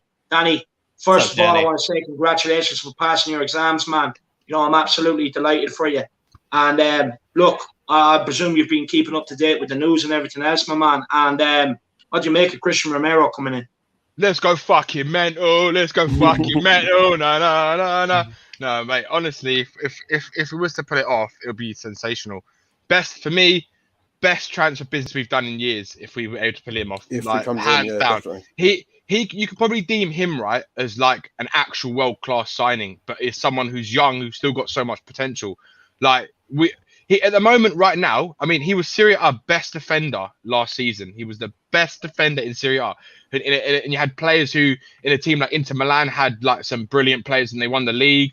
They have like Juventus with Chiellini and Bonucci, and Chiellini have obviously just won the Euros. So you've got talent like that, and he was the best out of the lot. And obviously his stats, you can see how good he is. So I mean, if we were able to pull it off, then for me it's one of the best deals I've seen Tottenham pull off in a long time. And Danny, what do you say to people who say he's ill-disciplined? What do you say to people, you know, he gets too many cards, you know, whatever it may be, you know, some people say, you know, he's too rash, you know, what do you make of that? You know, what do you say to those? Do you know what, right? Like from what I've seen, he's only had like I think 3 red cards in like 2 or 3 years, is it? The 2 years he was at Atalanta, he only got I think 2 or 3 red cards, so that's pretty good. Yeah. And like that looks like a schoolgirl in comparison to Ramos, or yeah. This is exactly it. Cheers, Chris. Big up, Chris, man. I love Chris. But yeah, like for me, we need fucking, like David said, fucking bastards, fucking animals. We need animals. We don't need a bunch of pussies like fucking Eric Dyer, who thinks he's Romero. He thinks he's someone like Romero, but he's a fucking piece of shit. Cheers, Sam. But do you know what I mean? Like, we need someone who's got some cojones, man. More Hoibergs. Yeah, we need someone with some cojones. Someone who's got them balls who grab someone. Let's just be honest. Let's call it spade a spade. We need a man, Danny. We need a man in the team. Let's be honest. Exactly. That's what I mean. We need someone who's going to grab someone by the balls and be like, "I'm the fucking boss." Do you know what I mean? I'm the boss here, not you. Get the fuck out of my way. We need someone like that. That's who we need. Like, because we've lacked, apart from Højbjerg, we've lacked players of that kind of ilk, like that kind of mentality, who doesn't take shit from anyone. Like if you look at, I mean, the last player who had that kind of aggression, not in that way, but for me, Vertonghen, he was an animal in his own way. Like, and we've lacked that, man. And for someone like, do you know what? Yeah, he looks like, and the way he is, like, he looks a bit like Diego Costa. He just looks like an aggressive fucking dog. Yeah. Like, do you know what I mean? There have been some good though. So there have been some very good, you know, Argentinian, you know, center halves with that, you know, Diego Costa kind of gene as well. You know, I was just thinking of Mascherano. You know, Mascherano used to have it into him. You know, obviously, maybe he might have a bit of the Tevez in him as well. Maybe, you know, they all come from, you know, that breed of stock of, you know, being very, very aggressive. Even Lo Celso has it, you know, and in his moments, Lo Celso can be very, you know, very aggressive. Can also be, you know, practically running longer than anyone else. That's also what I will say. You know, sometimes with, you know, some of the Argentinian players, they also seem to have incredible stamina, you know, for sometimes when they're up for it, I will say. So if he's able to bring that mentality into the team, and if people are likening him to Højbjerg, I mean, like we've said, if we could have 8, 7, 9, 10 Højbjergs in this team, we'd be battling for top 4 every season. 100%. Can I just add to that, right? Yeah. For me, like, if you, the only way I can see this still happening, I'm just going to be like, bring the realism to it, right? There's one of 3 things. Like, the first thing is they've got to obviously have like a 30 million euro, whatever it is, deal with a player going their way, which obviously looks like it would probably be Sanchez, if anything, which would be good for us, right? You pay 30 million and get rid of a piece of shit and get an absolute top baller out here. The second option is if they actually pay the money, which would worry me because it means where they get the money from. Now, unless they've got stadium naming rights, or I know they've got that kit, the new training ground sponsorship deal looks like it's been agreed, which hasn't been announced, but it looks like it will be, which could be in the region of 15, 20 million a year. So that's say 15, 20 million this summer as well. yeah, I mean, the only other thing is Kane leaving, but I don't know. Like, I know I saw that Sun report, but the Sun are the worst, most unreliable source of news there is on the planet. But it would worry me though if Kane was to get sold for that ridiculous money. But if they're spending it on players like Romero, then at least they're spending it the right way and not on shit. Do you know what I mean? Yeah. But I still don't think Kane will leave this year. Interesting. Yeah. Yeah. I just want to say there is 337 people right now. Wow. Let's get the likes going on the stream. Make sure you do smash that like button. Make sure you drop the Irish elbow on it or whatever. And make sure you do get over to bobspurtv as well. Getting close to the 1,000. Let's see how far we can get him there. Get over to bobspurtv and smash that subscribe. And look, why not be like Jerry, and Johnson as well, and grab a channel membership for all the fan shows coming up, or even drop in a super chat and help support the channel. Look, Jacko, let's take it away. Let's get through some more of these questions. No problem. I was just going to say maybe this might be, we could maybe touch on Romero maybe at other parts because, this is maybe, someone that we have been, linked with, heavily here. And that is the likes of Tomiyasu, guys. And with Tomiyasu likely done, according to Fabrizio Romano, maybe what do you make of this? Could Tomiyasu maybe be that right-sided, center half for us? Could he be the one that lined, next to Romero? Could he be, maybe one that might be actually the fullback for us? What do you make of this? I mean, maybe I'll start with David here, if that's all right with you, David. What do you think? Maybe. Look, we'll start with Bob. We'll get Bob. Sorry, David. Yeah, we'll go to Bob here. Before I say that, I just want to play this to Danny from Daigle. A special message and a welcome back to the bun, my brother. Miss you loads, love you loads. Everybody do do do. Danny Kiriakou, do do do. Danny Kiriakou, love you, brother. Have a great show, everyone. Oh, brilliant! Love it. Thanks, Brian, if you're watching, man. Thanks, Brian. Brian, man. No, it's Brian. Brilliant. Thank you, Brian. Thank you, Brian. Piss off, Daigle. Yeah, Tottenham teacher here saying it. Maybe he would rather have Tomiyasu at right back. Big up Tottenham teacher. Good to see you, Mario. What do you think? I'm not going to be, without sounding thick here, why hasn't he been announced? Yeah, I mean, you're probably right on this one. 3 weeks ago, well, nearly a month now. Why hasn't he been announced? The Olympics apparently has been used as an example. I don't see why that should be an example when we need players in right now. Personal agreed. He wants to come to Tottenham. Apparently, personal terms have been agreed. Apparently, just 2-3 million. If he's coming to Tottenham Hotspur, and this is my biggest gripe, we need centre backs. He's a good centre back. We've all done streams on him. We've checked out his facts and stats and everything, and he's going to be a good addition to the squad. Why hasn't he already signed? And it's a genuine question. I'm not sure, Bob. What I might ask you then, I know I'm only going to be answering your question with a question here, but, Fabrizio Romano did say, to Matty Hayes himself, he did say that, he was a bit confused himself about that, but he said he would put practically, his life, on it being this way, on it being, Tomiyasu, going to Spurs. He is fully confident that the Tomiyasu deal is happening. But, I know I'm only answering your question with a question, but what do you think of that? Just want to add to that quickly as well. Off the back of what Jack was saying, he also did say that Paratici uses players in order to get other deals done. Yeah. He put a smoke screen out there. So look over here, but we're signing over here sort of thing. So just to add on to what Jack was saying, do you think that could be the case too? Very well. Could very well be the case. Because, do you know what? Yeah, like, if they're going from, they've gone from first Tomiyasu, then it was Koundé, then it was, and now it's obviously Romero.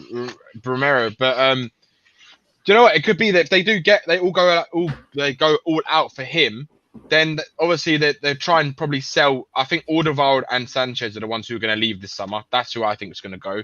And they'll obviously have to bring in someone else. So maybe it could be him. But I think what they're trying to do is they're trying to get the bigger deal done first, and then see what happens with other deals, and then maybe go for Tomiyasu after. Because it seems to be they're only a couple million away, but they're not budging, and Tottenham don't want to. Mate, is that squad in that position?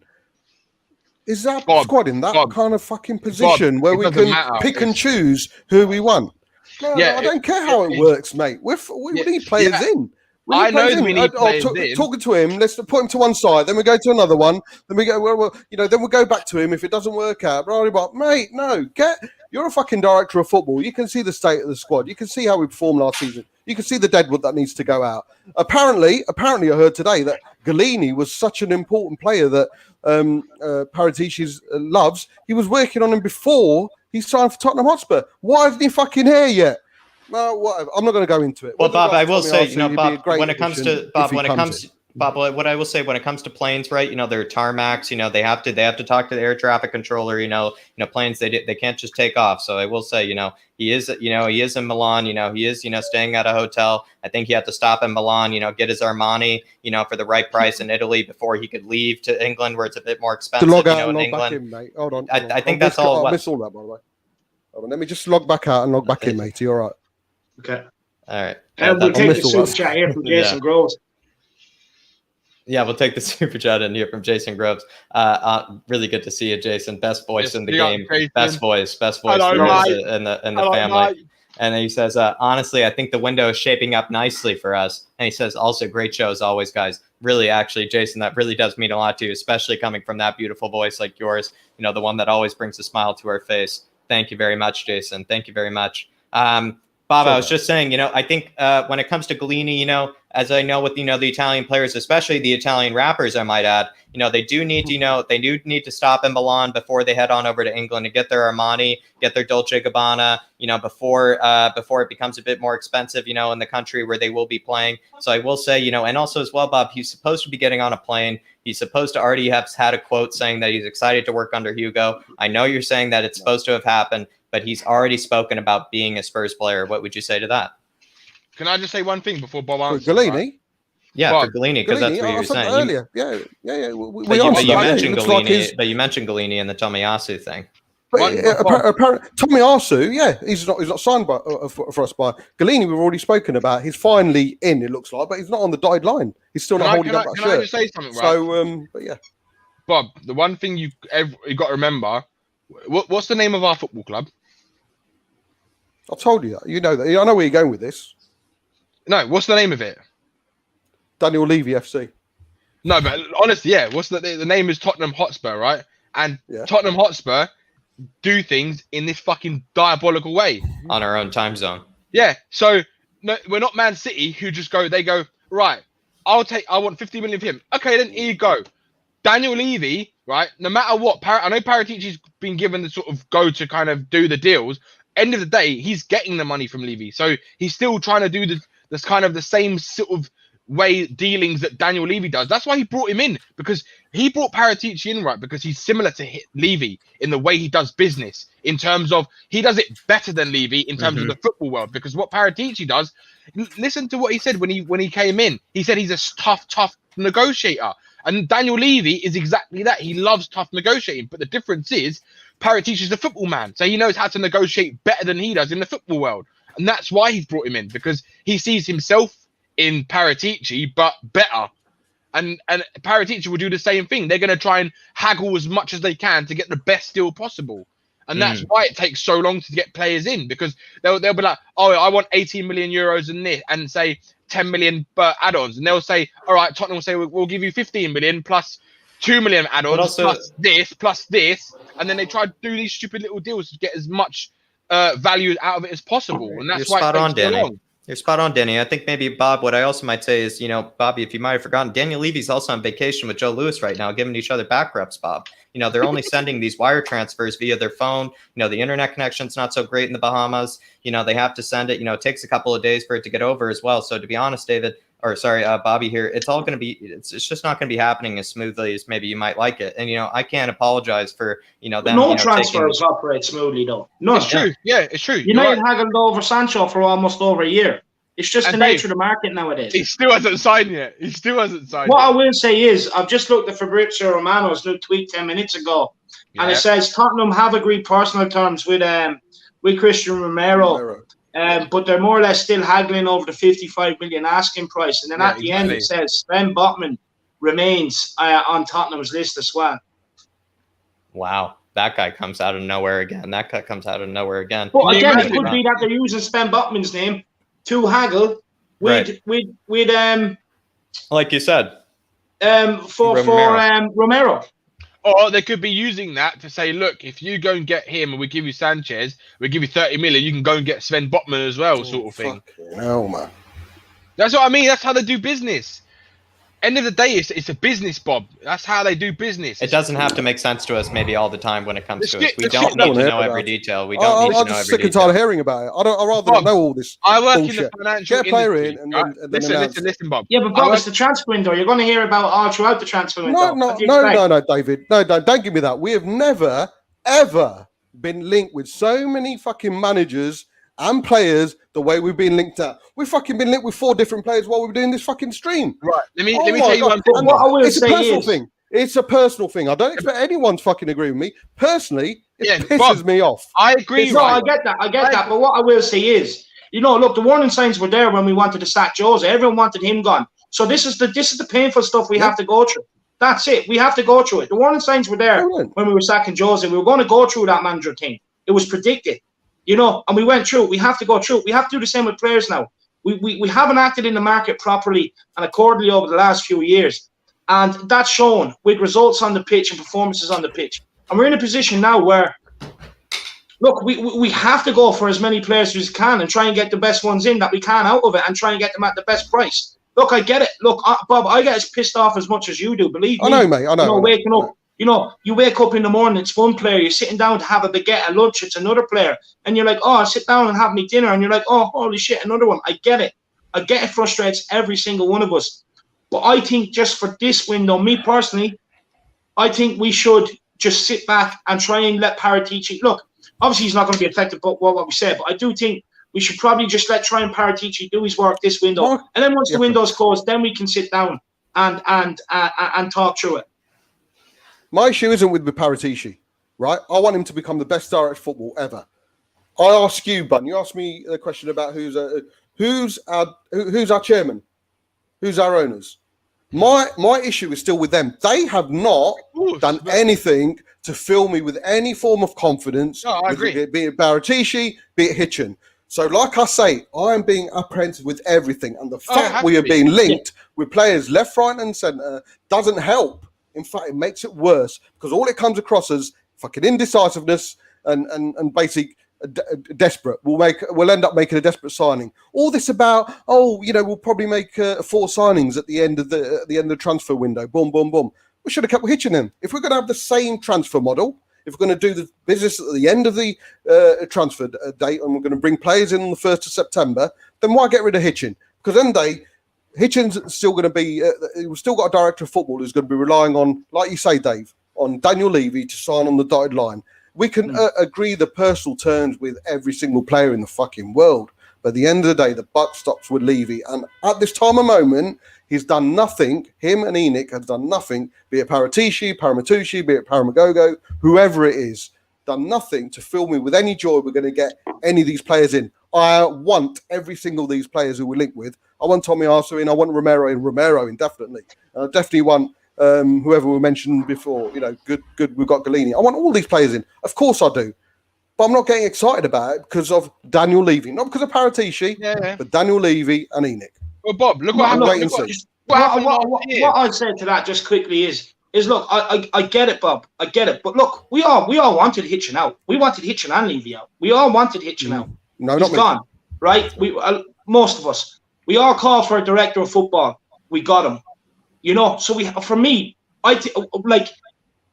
although, look, I agree with you. I do think it's probably an illusion. Look, I've seen it time and time again with massive companies where they get rid of the man, that's supposedly over, control of most things, not the actual head honcho, and then they bring in someone else and they just rotate it every time.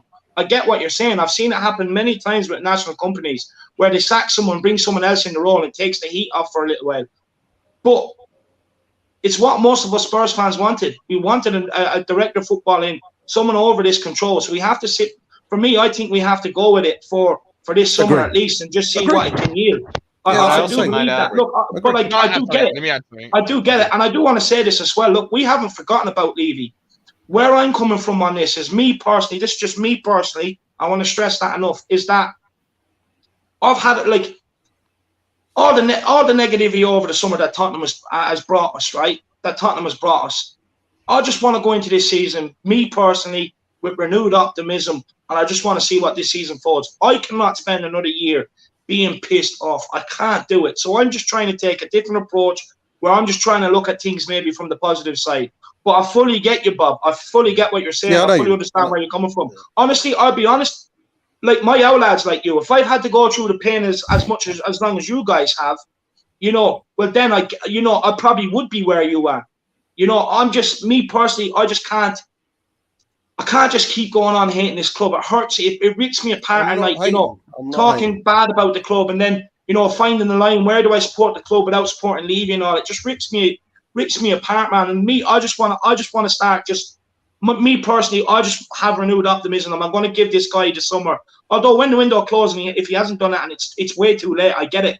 But me, look, I called for the director of football, Paratici, and I'm going to sit back and I'm going to give him the window to work his magic, see what he can do. Dave, I think you've got a good outlet on it, because I think that's the best way to be. Otherwise, like you said, it isn't good if you're always negative. Like, even though it might be real, like the realism of the situation, but it's not good. And you got to try and be optimistic out of a bad situation. Do you know what I mean? And like, look, like the thing is, right? We've never been linked, like you said, Bob. We've never been linked to this many managers or players ever.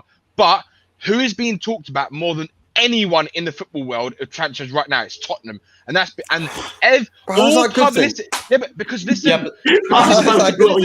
my point. But all publicity is good publicity for Tottenham, right? It means more people. Yeah, of course it does. Of course it does, man. Of course it does. But listen, Bob. It's all about money. These people are businessmen. You've got to remember that. They're not football people. And no matter what anyone says, everyone who owns a football club is all about fucking money. Yeah. So if it means more people around the world are clicking on Tottenham news all the time, Fabrizio Romano, 3.6 million people on his Twitter, and they're all seeing Tottenham things all the time. People invested in it. People are looking at shit, and that publicity is good publicity, even whether it's bad or good. I only believe Matt Hayes. Matt Hayes is the only one I'll take. Until you wait to Matt Hayes is wearing the shirt. But what I will say to you, Bob, is, to be honest, there comes also a point though where maybe we did just sign a director of football. We've been preaching to sign somebody who actually knows what they're doing on the football side of the business, and that's why we kept questioning Levy, because we knew that even we ourselves, as normal human beings, could probably do a better job than him for the sake of the club when it came to the football side of things. Now that we have Paratici, someone that we know whose job it is to run the football side of things, it is kind of comes a point, Bob, where maybe you can, it's up to you, like, you're welcome to, but we are in a way kind of just questioning how he is doing things, how he goes about things, someone that is paid to do this, someone that is paid to do the football side of things at all clubs, and someone who was paid by recently Juventus to do this, and someone who's now being paid by Daniel Levy, someone who, probably picks very carefully with who he actually keeps on his payroll. So when you do think about it, maybe we just have to give him the benefit of the doubt, because this is a guy that is paid for a living to actually do this type of thing. And maybe if it involves him, spamming Fabrizio Romano's Twitter every day, if that's his status, if that's how he does it in order to get these, transfers done, then maybe that's how it is. I think it's just one of those things where we only known him for so long, and so maybe we just can't question his job. But Bob, that's what I'm saying. I wouldn't go into your shop every day and then say, oh, well, till he signs the lease, Bob, for the car, Bob, till he signs the lease for the car. I would. Yeah, I'm not giving away a car till I sign the lease. Then honestly, Bob, I don't know how you get through preparing a dish. Right, I don't know how you get through preparing a poached egg or anything, because it's only you then say till it's poached, till it's poached, till it's poached. It's not an egg till it's poached. Yeah, you're right. It's not you must torture yourself, is what I'm saying. You must torture yourself. No. With regards to this, no, nothing with Paratici. All I'm saying to you is doing my fucking head in. That's what I'm saying. Yeah. I don't care how they do it. I don't care. Levy has done my fucking head in for 20 years. What's happening right now with regards to being linked to 700 players per day is doing my fucking head in. And I'm not going to change I'll end this discussion. I'll end this segment and saying, look, Bob's protecting his heart. I'm ready to get mine broken all over again. And that's more fool me. Fool me, but that's a good way to move on. That's a good way to put it. That's a good way to put it. But look, we'll take these two super chats. We one here from Crocodox and then one from Dermot Miles as well. And then we'll crack on with a couple more questions. Good Absolutely. debate, though, guys. Good segment. Good debate. Thoroughly enjoyed that. We got heated, and I love it. Absolutely love it. And Crocodoc's here. He's probably saying it perfectly, especially probably directed at me. And he's saying Romano says that Atalanta is looking at Botman as a replacement, not Spurs. Everyone breathe. LOL. Yeah, definitely. My bad, then. Definitely I misread the message, but I am dyslexic, so I get a pass. Do you know what? The thing is, right? If you actually looked at the Atalanta transfer news a while ago, right, they were actually interested in bringing Botman in at the beginning of the summer, and even before they've been interested in Botman. So you never know. If they get Sanchez and Botman, then they might accept it. Like a bunch of red herrings. Yeah, do you know what? It's true though, but I think Sanchez would do a lot better in Italy. I think he'd do a lot better. Yeah. It's a lot. Left-footed center backs as well in Italy. Left-footed center backs as well do very well. Yeah. And, sorry, Crocodiles. Just want to say, Crocodiles, thank you so much for the support. I misinterpreted the message, but I am dyslexic, so I do get a pass on this one. But look, thank you so much for the support, my man, and thanks for making us all calm down and breathe easy again. Big up, Croco. Thank you, Croco. Thank you, Croco. Big yourself up for the super chat. Really do appreciate it. And Dermot, I just want to say as well, we've actually broken numbers here. Over 400 people viewing live. It's absolutely insane. We're on 411. Big up, everybody. Make sure you have smashed the like on the stream. What's the like? Absolutely insane numbers. We need to get 411 is a beautiful number, but we need to get those likes up. We need to get those likes up. Everyone to smash that like right now, because this is one of the best channels on YouTube. So please smash that fucking like right now. Let's see if we can get to 420. Let's see if we can get to 420. Big it up to 420. And I will say, anybody that is new here to the Irish Hotspur, anybody that's looking forward, anybody that's coming to this channel, thinking about what they need to look for the new season, this is your channel. This is your channel for the new season. David here, he's going to be keeping you warm. He's going to be keeping you cozy, keeping you positive for the whole season to come with Nuno. And Nuno we trust is over here. That's what we're saying. And as well, there's plenty of things coming out on this channel. So if you are new here, please hit that subscribe button. Hit the Irish people's elbow down below. And then Dermot Moyles here. Dermot, I told you before, you're being way too generous to David and I, and we really do appreciate it. And I will plug you now, Dermot. Please, everybody, check out his Twitter. Check out his Twitter, Tottenham Tantrum. Everybody check that out. He's trying to go for kind of like a Spurs news channel there. So everybody, please check him out over there at Tottenham Tantrum on Twitter. And he says, great show, lads, as always. But if Kane is close to go, I would like to bring in two players. Who would you like them to be? Bob is 100% right. Maybe when it comes to attackers, if Kane were to go, I would probably say, I keep saying it 1,000 times, and I will 1,000 times more. Pedro Gonçalves from Liga NOS. He's definitely someone who I really love. He's been banging in the goals over there. He's got, I think, 23 goals in Liga NOS. He likes an outside of the foot. He almost reminds me a bit of Quaresma back in the day, but obviously that didn't go so well. So maybe a bit jumping the gun there. So that would be kind of my creative force there. And then maybe as a striker, I got to go for a niche, and I know Shamu's going to love it. I'm going to go for Dusan Vlahovic from Fiorentina. My favorite strikers of all time, have all come from Fiorentina. So absolutely got to back the man Dusan. He's inheriting, the boots and the role of Jovetic, the greatest striker ever of all time before him. But we'll see how he does. I would love to have Vlahovic. So Gonçalves and Vlahovic. And he says also, Bobby's 100% right. Or sorry, Bobby's 100% in agreement with you there. Maybe on the Spurs shirts. Sorry, Bob. Didn't need to bring you into it. But Bob's sulking. Leave Bob sulk there. He's angry. He's calming down. No. It's off, Bob. No. I gave you a chance, Bob. But Dermot's with you, Bob. My heart can't take it. I want some fucking players in before I fucking go to the operation. That's what I fucking want. Big yourself up, Dermot. I really do appreciate it. Like I said, Dermot, you really don't need to. You're being way too generous to us. Legend, Dermot. And everybody, please check him out on Twitter, Tottenham Tantrum. And Brian Daigle here again, someone also being way too generous with us, David. He says, wow, just seeing that Everton have signed Damari Gray, I saw that, for £1.7 million. I think he's a great talent and a steal at that price. Mr. Great bargain there. Brian, I'm going to have to disagree with you wholeheartedly here. Damari Gray, listen, Leicester City, they wrote him off. They didn't seem to like him there. Brendan Rodgers wrote him off the moment that he went in there. He wrote him off. They sent him over to Bayer Leverkusen. Bayer Leverkusen didn't seem to like him or enjoy him very much. Bayer Leverkusen seemed to be letting him go for pence, considering, his age and everything as well. So I might say that, he seems to be someone that, might not be well liked by some of the clubs he's worked for so far. But if he kicks it off at Everton, I'd be happy for him. Absolutely happy for him. But I will say, Demarai Gray, I don't think he's lived up to the hype quite just yet. No. Yeah. One thing I'd say on that as well is, for me, look, I think he's gone a bit stale. There was a talent there. He just hasn't quite nurtured it.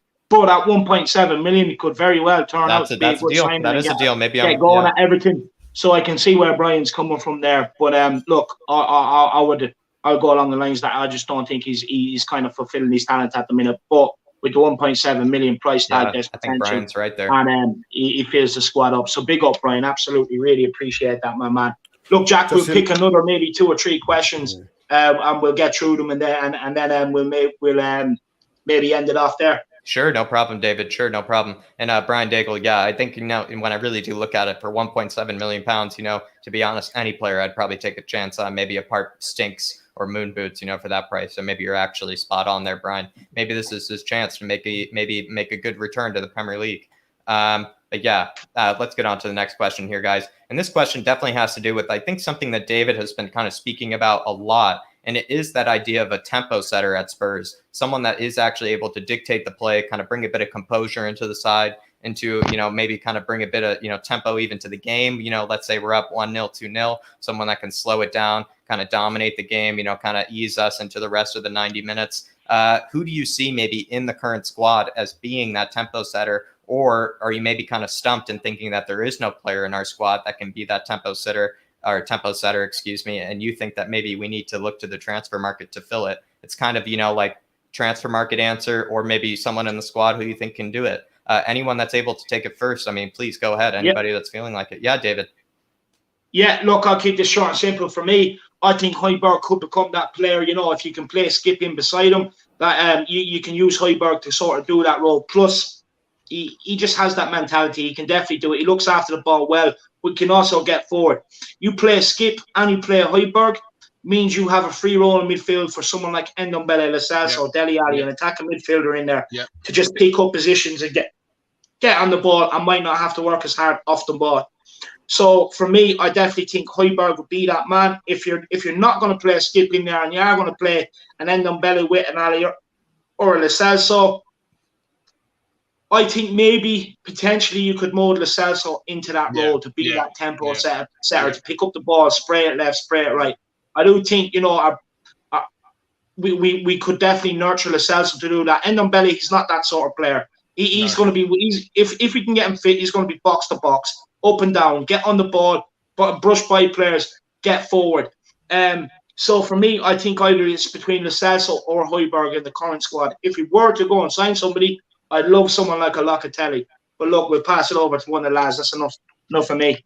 Absolutely. David is literally, he probably read my mind. He was just staring there, just reading exactly what I was gonna say. He knows his shit, and that's why they call him Don Hotspur, innit? So do you know what I mean? He just read in my mind. Look, for me, I was gonna say the one player in the squad right now who could be that tempo setter, if he's got the fitness up, stays injury free, plays the Nuno way, I think Lo Celso will be that man. I honestly think he can be that man, because the guy has got talent. The problem is he's been unlucky, and he's never got a proper run in the team. He's been injured a lot.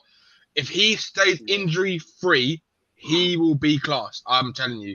But if not, they're gonna have to go and get someone. And if they're gonna go get someone in the market, I'm not sure who they would go and get right now, because I haven't really thought about that. Because maybe they might even look for someone like Gil in the middle. They might play him because he's the way he attacks. What about Tonali? Would you take Tonali? He's more of a defensive midfielder, though, isn't he? He's more of a CDM. But he is more of a baller. He is more of a deep line playmaker. I agree. I do agree, right? But the thing is, with him, he's only just signed a permanent deal with AC Milan this season, because he was on loan, wasn't he? And then with the option to then go and get Sassuolo out of go and get Locatelli out of Sassuolo. So yeah, he would be a great player, but they're not going to spend 40 million euros on him. So I don't know. I don't know who it would be. It's a difficult one. I'm not sure, but yeah, Lo Celso for me in the Tottenham squad. Definitely. And Brian Daigle here with the super chat, and he's saying also, has Son signed the longest contract in the world? and not just football. This is getting beyond a joke. Yeah, Brian. Let Bob have this one. yeah, Brian. Maybe I'll just say really quickly. It might actually be. And Brian Daigle, really do appreciate it, brother. Really do appreciate it. You've been way too generous with us tonight. Really do appreciate it, Brian. Yeah, Bob. Sorry. No, but I'll say the fact that he played in the friendly says to me he's going to sign it. I'd hope so. Why risk a player in a friendly? Son is going to sign a contract. Why risk a player in a friendly if he's going to get injured and scupper a potential move away? I keep telling people. For me, that answers the question. Yeah. Son is the poster boy of Tottenham now. He's going to be the poster boy of Tottenham, not Kane. It's going to be Son. They're going to market it like that as well because he's got a bigger target audience around the world than Kane does. He also has a bit more experience, like posting, in tight shirts as well. He has a bit more experience in that. So yeah, you and your tight shirts. surely as well, lads, we can't let Kane and Son go in one window. Surely that's detrimental. Sorry, man. No, he can't. Let Kane and Son go in the one window. No. Oh yeah, exactly. I just can't see Kane going this window. I can't unless they pay the stupid money. It's the 160 million. Apparently, if it's 160, then that would be the one that we've all said. Yep, that's one you say yes to. Yeah, they will never reject that. They will never reject that in a million years. Yeah. Especially if it's not paid in installments. But also, it's a player who doesn't want to be there anymore. It's a no-brainer. As much as we want to keep Kane, it's a no-brainer. You can't keep someone who doesn't want to be there when you can get offered 160 million that could revamp the whole squad. It's a no-brainer. And I know losing Kane is the worst thing ever for us, but it's just how it is. Interesting. But I do think yesterday the fact he started against Colchester, Sonny, just says to me he's going to sign the contract. There's no way we're going to risk, or Levy's going to risk a player of that value in a friendly against Colchester because no one expected him to start, did they? So it wouldn't have been as a surprise if he hadn't started. Yeah. So I do think the fact he played and risked a potential penalty and to scupper any big money transfer, I believe it's only a matter of time before he signs it. So. Do you think that is true though? This 160 million bullshit. Yeah, I think there's too much smoke now, mate. I honestly think there's too much smoke. Yeah, it's different. It's different. Tabloids reporting it now. I mean, I'm still, until he holds up the shirt at Man City, I'm still not going to believe it. But there's so many people who are reporting it now, and so many different tabloids are putting their name to it. Daily Mail, Sun. Daily Mail and the Sun are the two worst in England. They're fucking diabolical. Yeah. They just do it to sell papers so they can make money. That's what they do. And maybe just so that maybe we not add any more fuel to the flame here, maybe with the Harry Kane news, this is something that is on Harry Kane though. So, this could be the case if he were to leave. This could be the case if he were to stay. Harry Kane last season, he was, practically our best creator. He's our best number 10. He's our best number 8. He's our best center back. He was basically everything for us. And maybe just one asset of his game or one facet of his game, who do you maybe predict might come up maybe, let's say, for the most assists for Spurs next season, apart from Kane?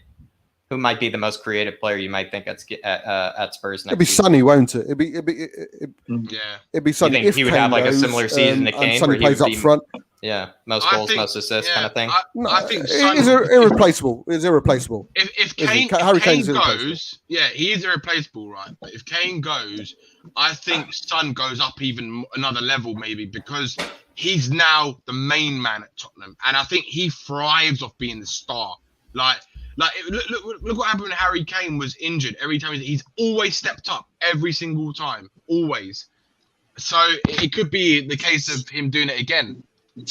But I guess the question here, though, is like, who's going to be that person, right? Who's going to be the creative one? Who's going to be the one, bagging the assists for us in a way? Maybe our Christian Eriksen, you might add. Is it going to be Sonny? Is it going to be Sonny? If Kane were to stay, would it have been personnel Sonny? depending? Yeah, maybe it's personnel depending. It's personnel dependent, isn't it? It's personnel. Interesting. If we get two strikers in, if we get two strikers in, then Sonny can stay out wide. Then there's absolutely no reason why he can't get 15 assists and 15 goals. We could expect that. We're not going to get Harry Kane numbers, of course we're not, mate. He's one of a kind. But if we do get a good striker in, then Sonny will stay down the left. And there's no reason in my eyes he can't get the same number of goals. I'd say 20 assists, 20 goals. that wouldn't be beyond the the realms that Sonny can do that. So for me, unfortunately, even with Kane going, he is, like Danny says, he's going to be the main man. But the thing is, with Sonny, we've got every confidence he'll produce. Yeah, definitely. Danny, really quickly, do you think maybe it could be someone like Tanguy, or do you really do think that maybe Sonny might be able to just completely take up the new role as, maybe the star in the squad? I think he might score more, because I think people will find him more, or try to find him, because he is the best finisher in the team. But if you watch that video on what Skipp and Whiteman said with Dane Scarlett, they were all saying the people who had the best finishing, Tanguy was one of them. Everyone keeps saying, Gareth Bale said it, Skipp said it, Kane, all said it, Ledley King said it. Tanguy is unreal, the things he does in training. So for me, he can be the next world-class player if his fitness is up. Because if he gets his fitness, if Nuno can tap into that brain and get his fitness to like a Son fitness or like a Harry Kane fitness, he's going to be he I think can be our another main man for us. Interesting. And then maybe and then maybe David, with maybe this horrible rumor that has come in, David, do you maybe see that Sonny might be able to be someone that actually might thrive and might actually look forward to being maybe the new face, be kind of the the bastion of Tottenham, be the face of Tottenham? Do you see that as something he would like to step into? I could see him definitely stepping into it. Yeah, 100%. In terms of assists, I do think someone would be, look, your main player, your main creative outlet. But I do believe we will need to sign someone of equal quality, because the reason why Kane and Son worked so hard, so good, is because if you took Kane out of the game, you had Son. If you took Son out of the game, you had Kane. So we will need to replace that element. In terms of assists, I think Lucas Moura could probably definitely step it up this season. I really do think he can. Look, he was hauled off in the League Cup final. That's got to hurt. He shouldn't have been. He was one of our best players, if not the best player on the pitch for us. And he missed the Champions League final too. So he's been hard done by. So, look, hopefully he can emerge. What I will say with Kane going, you probably will get one or two that will emerge. You know what I mean? Because sometimes you can see that happen where the main guy goes and one or two really step into that role, Right. But I don't think so at Tottenham. Look, for me, I definitely think we have to sign somebody. We have to sign somebody just as good as Son, if not better. To have that link up, to have the two main attacking threats. And look, with Harry Kane, I'm just, if it happens, I'm gutted. Yeah, I'm not gonna lie. I'm as soon as Bobby said it, it just took the wind out of me in this stream. Yeah. Do you know what, Jack? Do you know what? But everyone here, right? Do you know what? It kind of feels weird, right? Because it's like we've gone from having one of the best attacks in Europe, right, to now it's like they're taking Kane out, and now they're going to try and make one of the best defenses in Europe, but we're not going to have Kane anymore. It's like they've swapped they've rotated the quality, right, from a shit defense to now maybe having a much better defense. But then you take in one of the best strikers on the one of the best players in the world out of your front line. So it's I will say Timo Werner did just win a Champions League finals, so maybe that's all that it takes. You take the striker out of the team, you start winning some games. Maybe it might be that counterintuitive. It might be the way I think they might want to play is they might want to do more like a team game where they're not trying to find Harry Kane all the time to like dictate everything. They're going to have better quality around the pitch, so more people can chip in, like how Man City does it, and they can play faster football because they're going to have faster players there. Like they might have the Gills, and they might have the Son. They might have, like, if they get, say, for example, I don't know, Damsgaard, you're going to have a lot quicker. Just as an example, like, you're going to have a lot quicker players who can are more technical, like in terms of they're quick. They can play quick football. Who knows? They might try to play a different way. I actually like that. Might be a breath of fresh air just for how the way the boys play. Well, do you remember, Jack? Right? Do you remember when was it a couple years ago? I think it was 2 seasons ago when Harry Kane was injured, right? And then Son, I think it was the first time Son stepped up properly when Kane got injured, right? And the football we were playing, we were winning. We were still winning. We were playing really good football because Dele Alli was chipping in, Ericsson was chipping in, Lamella a little bit at the time, I remember, and Moura was everyone was chipping in, and Son was just being the main man. But they were interchanging a lot better because they had a lot quicker players on the pitch, and they weren't trying to find Harry Kane all the time to do everything and do the magic. I think before, you know, Harry Kane, you know, absolutely took that role as, you know, the greatest ever for us, or at least of my lifetime. That was always in the back of my head, Danny, you know, kind of what you were thinking. Sometimes I was like, we do sometimes look, you know, a little bit better sometimes in certain games without Harry. Yeah. But that was a long time ago. A long time ago. But guys, let's move on to the extra time. And some of these extra time questions. I need to sleep easy tonight. I'm going to raise the commitment for my memory. Yeah. Some of these extra time questions. What's up, mate? What was that? Some of these extra time I need questions. to sleep easy. This whole Kane thing, I can't be dealing with it right now. He's having a tough time with it, Bobby. He's having a tough time with it. You know, it is kind of the stab in the back for David. I think we all should. I think rightly so. In the extra time, though, lads, I will say this is kind of one that hopefully will maybe make your spirits maybe feel a little bit better. You know, you might just be thinking about, you know, the future. The first one is, if you could have prime Moussa Dembele or prime Ledley King in our current squad, who would you take? Maybe I'll let you guys dwell on it for a little bit. See, this is kind of, these are the noises I like to hear. These are the noises, you know, I can already tell you feeling a little bit better. I know the news are horrible, but these are the kind of things that make you feel a little bit better. Good question. That's a great one. You know, and maybe I might explain it before you guys give your answer. You know, with Moussa Dembele, right? It's that tempo setter that David's been saying that we've been missing for a really long time. People have said we haven't replaced Dembele, we haven't replaced Modric, and then people probably might even say that with Ledley King. You know, until Toby and Jan came in. Until Toby and Jan came in, we probably were thinking the same thing. Like, there never will be another Ledley King. There never be another Ledley King. There probably will never be another Ledley King. But who would you rather have in their prime? Bob goes with Dembele. You want to explain, Bob? Dembele. Purely and simply, if you have a look at the stats from last year, we weren't that far off top four, and defensively, I think we were fifth or sixth best. What we needed last season is that drive from midfield and help out at the front. I reckon with Moussa there, we could have protected a couple of leads, and we could have possibly got a couple of points on. And another, 5 points, we would have been sitting comfortably in that top four. So as much as we need a new defence, if you look at stats, pure stats, we weren't there. But for me right now, I'd think, and it make Højbjerg and Moussa Dembele in midfield. And Ndombele sitting in front of Moussa Dembele and Højbjerg, two absolute animals. Like and both of them, Dembele and Moussa Dembele and Højbjerg, can both drive forward, but they're so good at recoveries and winning the ball back, and the stamina they have, and the tenacity, the technical ability, the strength, mate. Moussa Dembele all day long. As much as I love King, Moussa Dembele was a fucking absolute baller. One of the best midfielders and one of the most underrated midfielders I've ever seen play for Spurs. I love the Harris Army right now. The Harris Army just seems to really love this question, David. They've been giving all their answers for this one. It's been very divided as well, David. Maybe some of the younger generation are saying Dembele. You know, maybe some of the older generation are saying King. And David, maybe what they're saying with King is they're saying no question with King. That's what also makes it kind of interesting. They're saying, like, no question, it has to be Ledley.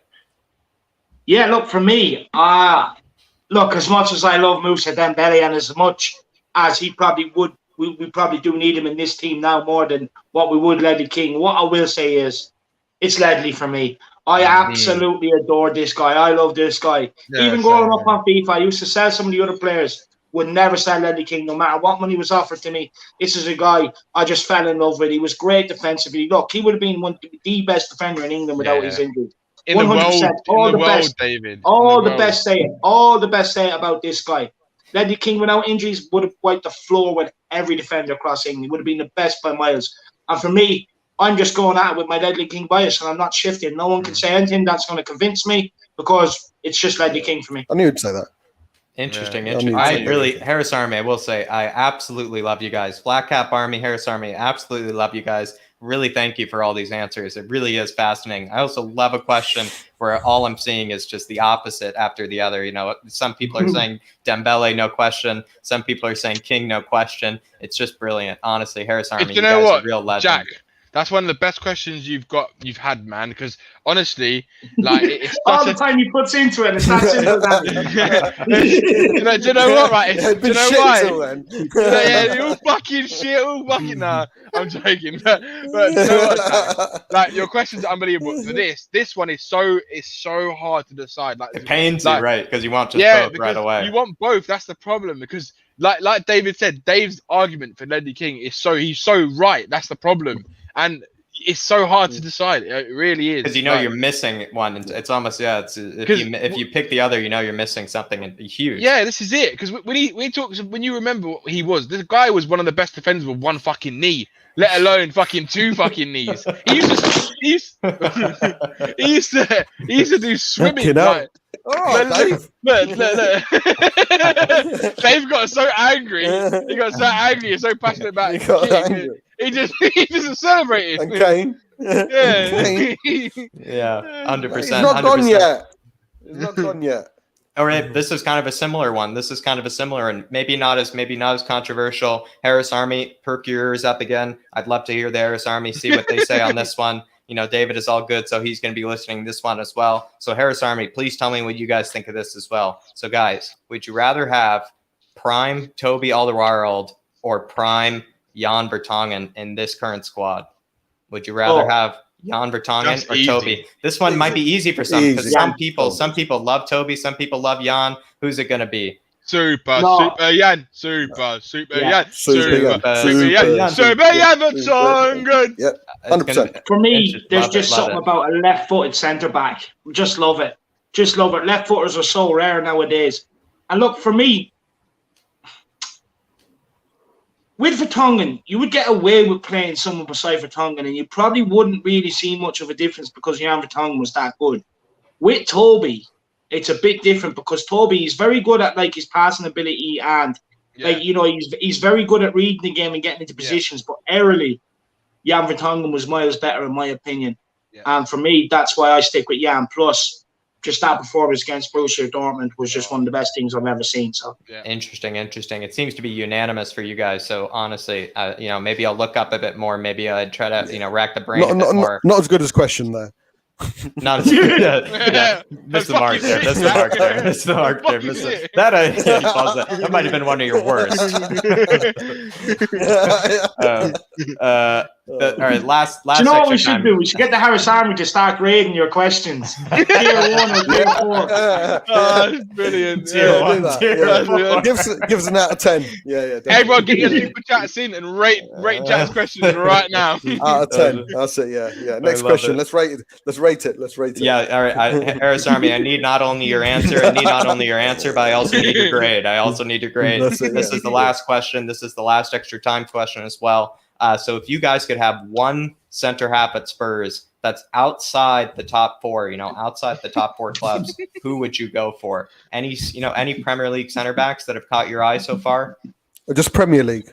Yeah. So ones that are outside the top four, let's say outside Chelsea, Man City, Man United, and who might be the fourth? It's tough because Leicester City have been that one for a while. Let's go Leicester City as well. What's outside of those clubs? Outside the top four, outside the typical top four. What's the center back in the Premier League that you think Spurs should go for? So it's not a center back that would be, let's say, making a huge step down. It would be one that would be making either a lateral step to Spurs or maybe making a step up towards Spurs. Who in the center back position in the Premier League would you go for? Some are saying Dunk, from Harry maybe Potter's Cody. team. No, Dunk can fuck off. I'm dunking him for biscuits now when we play. Yeah, I agree. I don't want anybody there now. Some are saying Ezri Konsa. I think it's got to be Konsa or Anderson for me. Konsa or Anderson. Konsa probably because he's your modern day centre back. Like he's quick, he's big, he's strong, he's good in the air, he can score goals, and he's young, English as well. He's a good talent. So it'd be him or Anderson because I have to say Anderson from what I saw last season. He was brilliant for Fulham. I know they lost a lot of games, but what he showed is that Viking edge, that mentality. Right. And I remember that Liverpool game where they beat Liverpool, where they drew, beat Liverpool or draw against them. But he was immense in some of those big games. He was unbelievable. Him or Konsa for me. I should have said outside maybe the top five.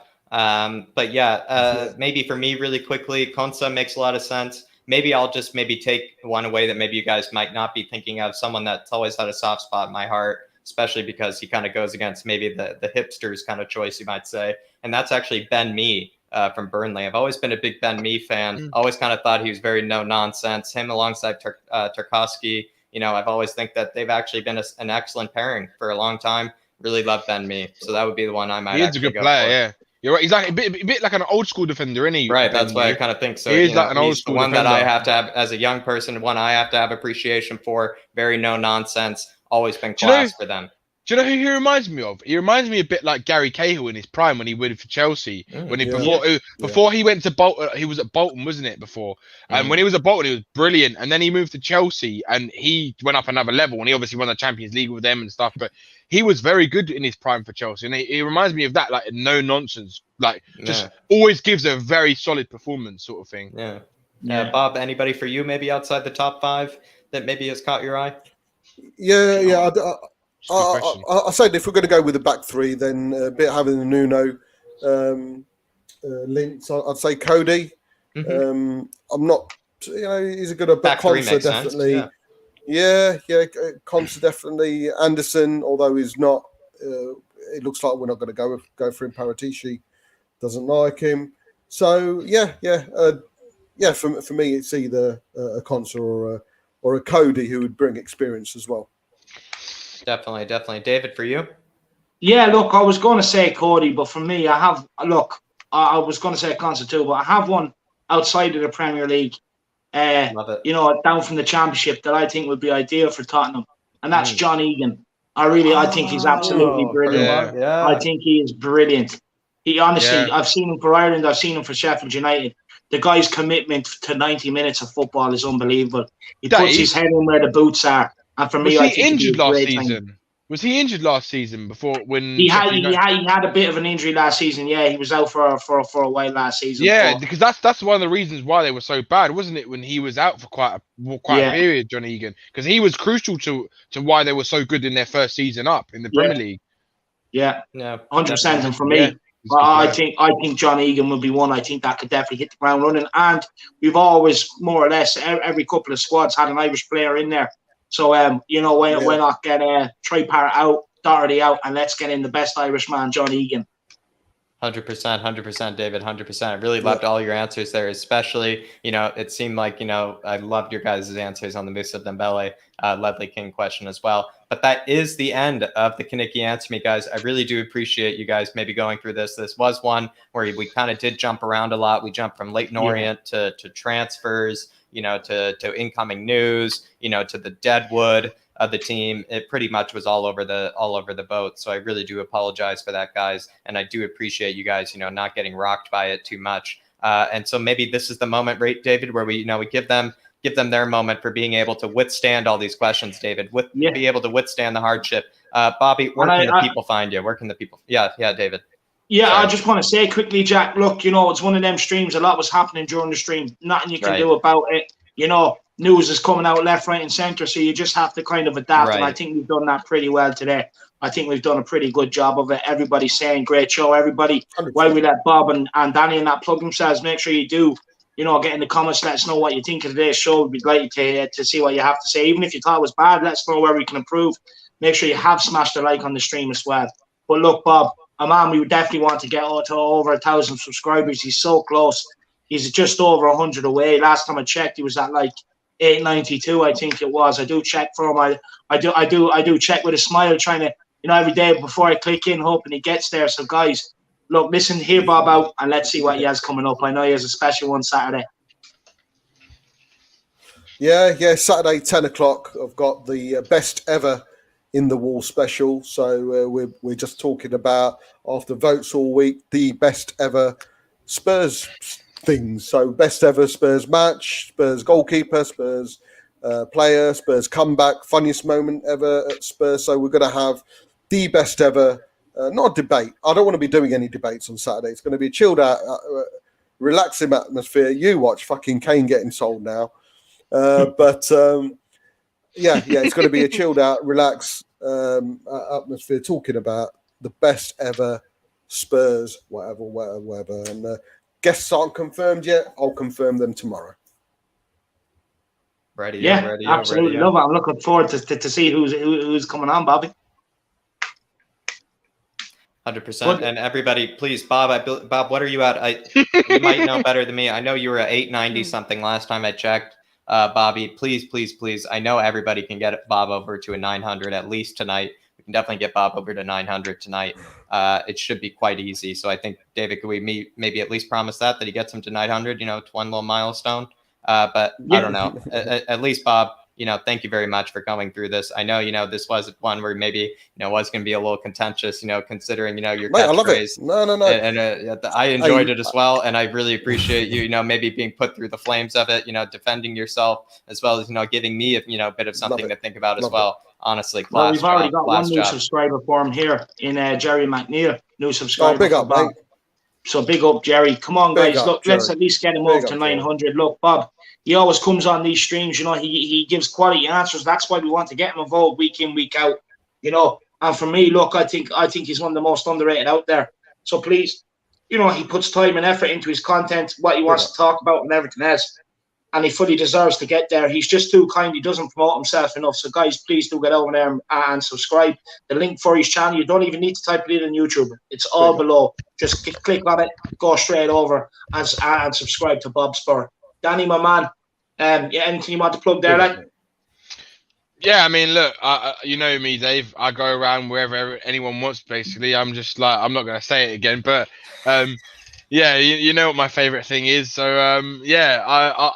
you always find me here most of the time. I know I've been away for a number of weeks now because I've had a lot of other things going on. But I hopefully be able to get back on some streams now, and we'll see how the channel that I was planning to do is going to go if we manage to do it, and if not, something else will happen. So people will see me a lot more somewhere.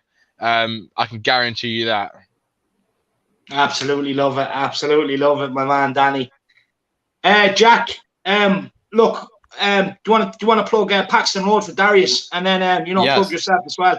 Absolutely, guys. Everybody, head on over to Paxton Road. By the way, Darius, who maybe you might have seen in the beginning of the show, if you were there for the whole time with us, Darius, I think, is absolutely class when it comes to these type of tough questions. He's kind of my go-to, to be honest, especially when one of these fine gentlemen below me can't usually make it. He's usually my guy to go to. He's unbelievable, especially when it comes to transfers, when it comes to tactics. He's a true genius. He's a bit of maybe the football hipster like myself. I know Aaron's going to love that. Maybe, I don't know about Darius. Maybe he just enjoys a brew, like you, Aaron, but maybe he might be a fluffy drink guy like myself. Aaron, so it's hard to know, but everybody, please head on over to Paxton Road. I love Darius. He's been absolutely class every single time he's been on here. Big up, Darius. Absolutely class. Big up, Darius, man. Absolutely love him.